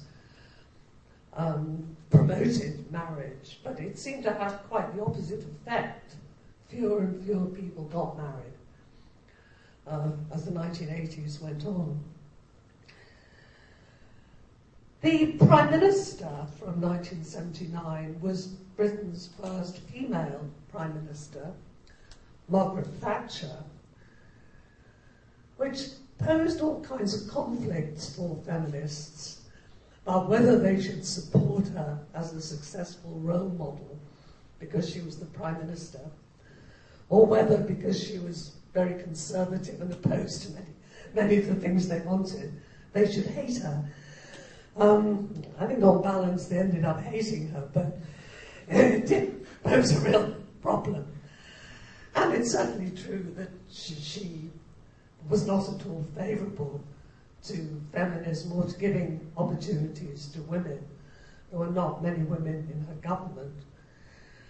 She believed that everybody had equal opportunities to do well and should succeed the way she had succeeded.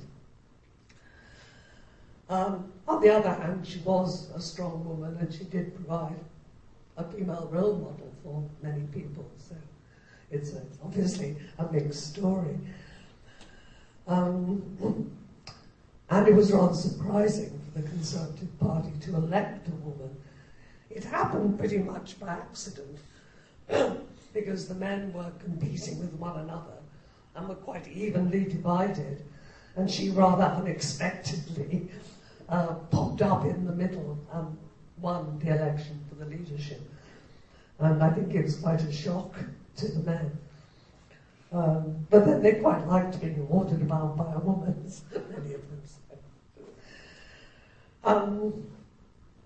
And we've not had another Prime Minister or even party leader who's a woman since then.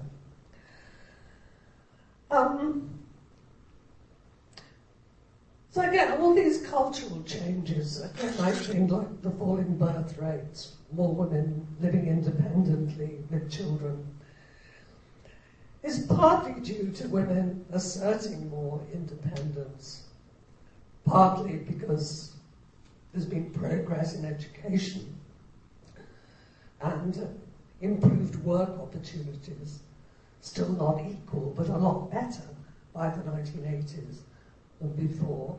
For example, they can become doctors or lawyers more easily.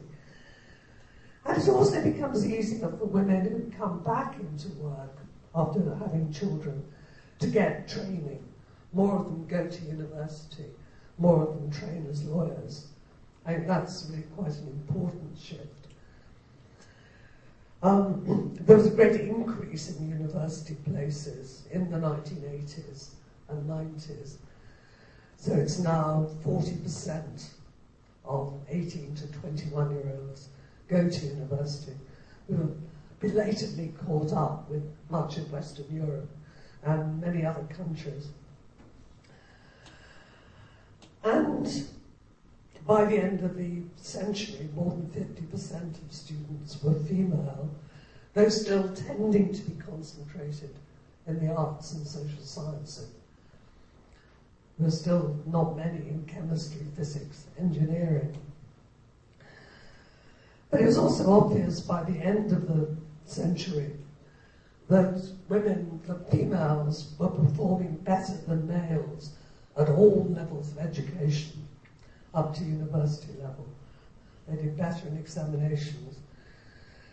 And this is true in all ethnic groups, in all racial groups in the country. But it didn't yet translate into equal opportunities in the workplace after education. There was, sorry, I'm forgetting again. So that's what I've already been saying. There was less progress in politics. Still, rather few women were elected.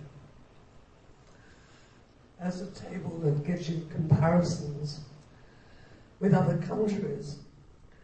And you can see how low the proportion in Britain was in the 1950s still. And in fact, it's quite low in most countries. By the mid-90s, there's a great increase, particularly in the Scandinavian countries, and still more so by 2005, by which time Britain is beginning to catch up. But the real breakthrough in women being elected to European elected assemblies comes in the late 80s and early 90s, particularly in the Scandinavian countries, where they have methods of positive discrimination to ensure that a higher proportion of women were elected to Parliament or to their elected assembly. The reason why Britain began to catch up by 2005 was as a result of pressure from women who'd been active in the women's liberation movement. The women's liberation movement had been quite hostile to conventional politics, but many of them came to realise that if you want to change things, you have to be active in politics. And they put pressure particularly on the Labour Party, which before the election of 1997, which Labour won, it introduced all-women shortlists. What this meant, that a certain number of constituencies, regions that sent elected members of Parliament were only allowed to choose women. So a fixed proportion of them could not choose a man. This greatly upset many men, of course, and after the election, some men did bring a legal case under the Sex Discrimination Act, and they won. It was discriminatory, and actually it was. But anyway, the outcome was that many more women were elected for the Labour Party. And so there were more women in Parliament as a whole. As you can see, 19.7% by the 2005 election. That was slightly fewer than in the 1997 election. Nothing happened in the other political parties, the Conservatives and the Liberal Democrats, but the Conservatives particularly began increasingly to feel under pressure, and they tried in the most recent election to persuade more their local parties to select women. Some, and also people of ethnic minority background, Asian or Caribbean or African. Many of the local parties were very resistant, but in fact rather more women were elected for the Conservative Party also at the last election. Also important in politics was the fact that in 1999 Wales and Scotland got their own elected governments. They're not completely independent. They only have power over domestic issues like education and health, not over whether they go to war with Iraq, for example. But they had their own elections. And again, women put on a great deal of pressure when the new constitutions were being decided to ensure there was an electoral system which favoured women. It's too complicated to explain how the system works. But the outcome was that 50% of the elected assembly in Wales were female after 1999, which is the only country in the world at the time which there was elected assembly was 50% female, and is about 40% in Scotland. Whereas you can see it's only less than 20% in the UK government in Westminster. England doesn't have a separate devolved government.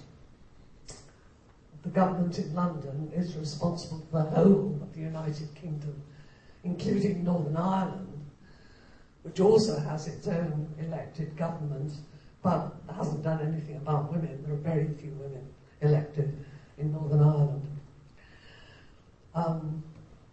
Again, that book that circulated looks at all of these differences.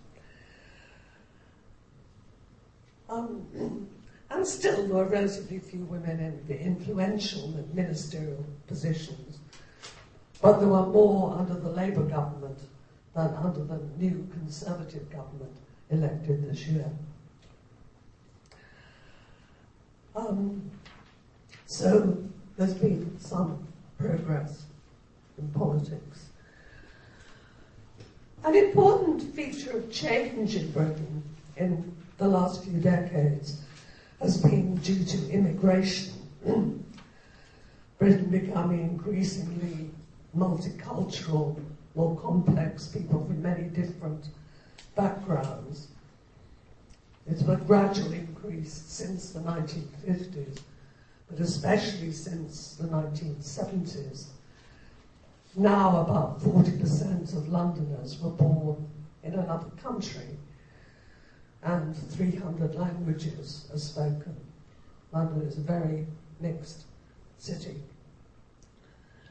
And on the whole, it's a change that's been quite peaceful.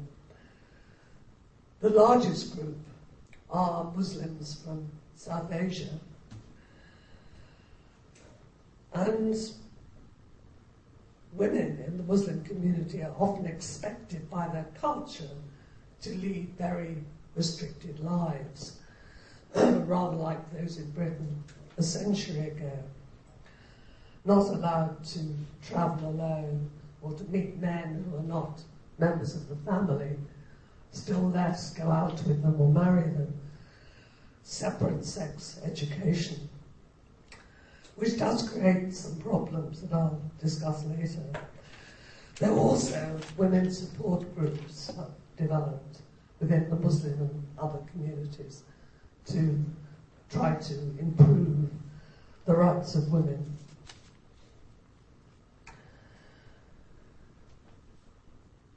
But the roles of women are very different in different ethnic groups. For example, women of Caribbean background are much more independent. Many more of them are living on their own, raising children, and far more likely to be working than Muslim women who may work in the family firm, but not elsewhere. So there are very real and complex differences. But to come to an end, what are the main gender issues now in 2010? One is unequal pay still. On average, there's a 70% gap between the pay of men and women. There's a gap even for women without children at senior levels. The gap's greater in some occupations. It's 55% in the financial sector, according to a recent study. There are unequal opportunities for promotion and training. Childcare remains very poor, although now most mothers of children under 5 are in the workforce. That's been a real change in the last 10 to 15 years. The M shape is flattening out, and many more women are taking a very short time off from work when they have children, or almost none. Or they take their statutory leave of just a few months and then go back to work. It's partly because so many women are living on their own with children, but also the growing cost of living, cost of housing particularly, means that in many households need 2 incomes. It's become very expensive to buy or rent property. There's still inequality in the share of domestic work and childcare between mothers and fathers. The gap is narrowing, but very, very slowly. There's unequal parental leave. Maternity leave is up to 1 year, though only part of that is on full pay, and I forget which part. Paternal leave is a whole 2 weeks only, and is not at full pay. It's paid at a rather low benefit rate. Consequently, not very many men take it, but rather they take their annual holiday which is longer than 2 weeks and is at full pay, which is what many men have done for a long time. The Labour government, before it lost the election, was promising longer parental leave, or leave for paternal leave, but it lost the election. But it's pretty bad in Britain. Working hours for men and women have greatly increased over the last 2 decades, which makes work-life balance more and more difficult. It's very hard to run a family and a full-time job. There's too little support for the large numbers of single mothers.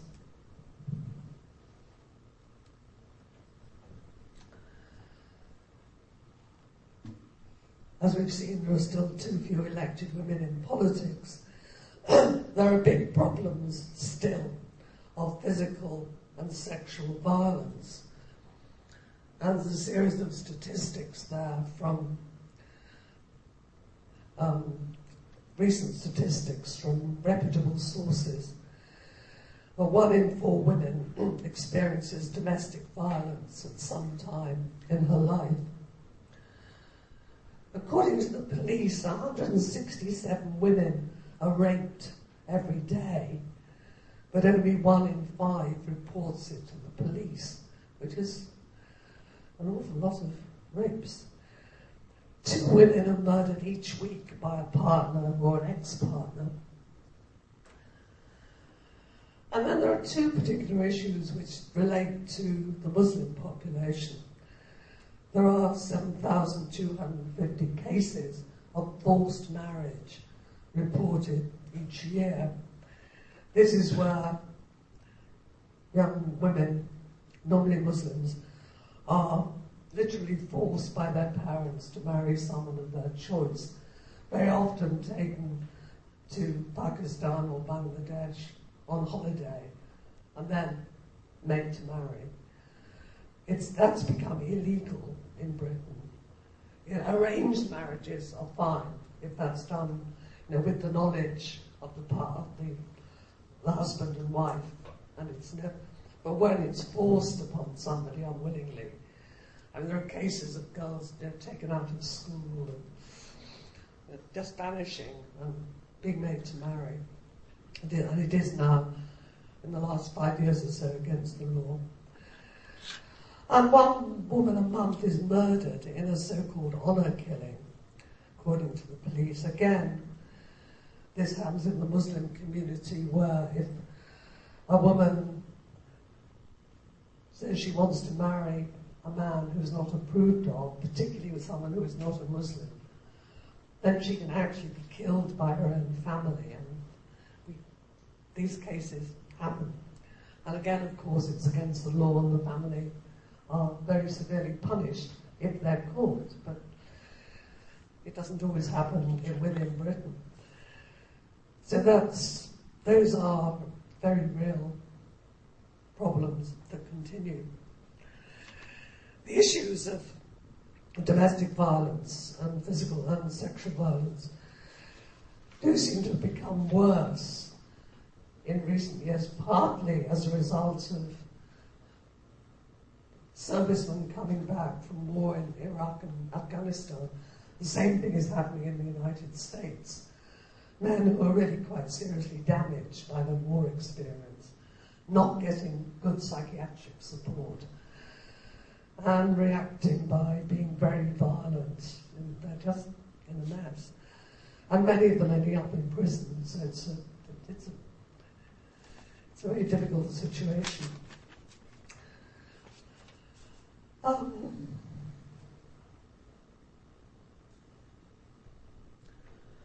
The current financial crisis is leading to more women being unemployed than men, and particularly there are now going to be serious cuts in the public sector where women are particularly employed. There's the issue of the ageing population in Britain, as in Japan, and the majority of older people are still women, and are poorer than men, 67% of all pensioners are female. And most of the care of older people is done by women, often by family members. Some older men do it too. The birth rate has been going up since 2001, which may begin to balance things out, but not for a very long time. Women in general have lower pensions than men because the level of pension relates to the years of work and income in work.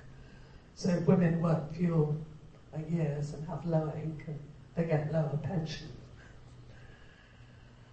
But there's continuing pressure by women on all of these issues.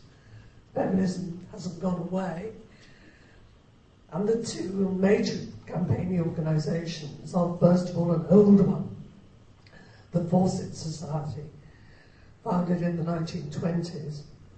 And there's a new one for younger women, a wholly online organisation called the F Word, which has been getting a lot of support. And I've given you their web addresses so you can see what they're interested in doing. So again, there has been change over time. It's gradual. It's happened most often when women have really fought for it, but not women on their own. I've tried to look at the main issues through the whole century. Any questions you have, I'd be happy to hear.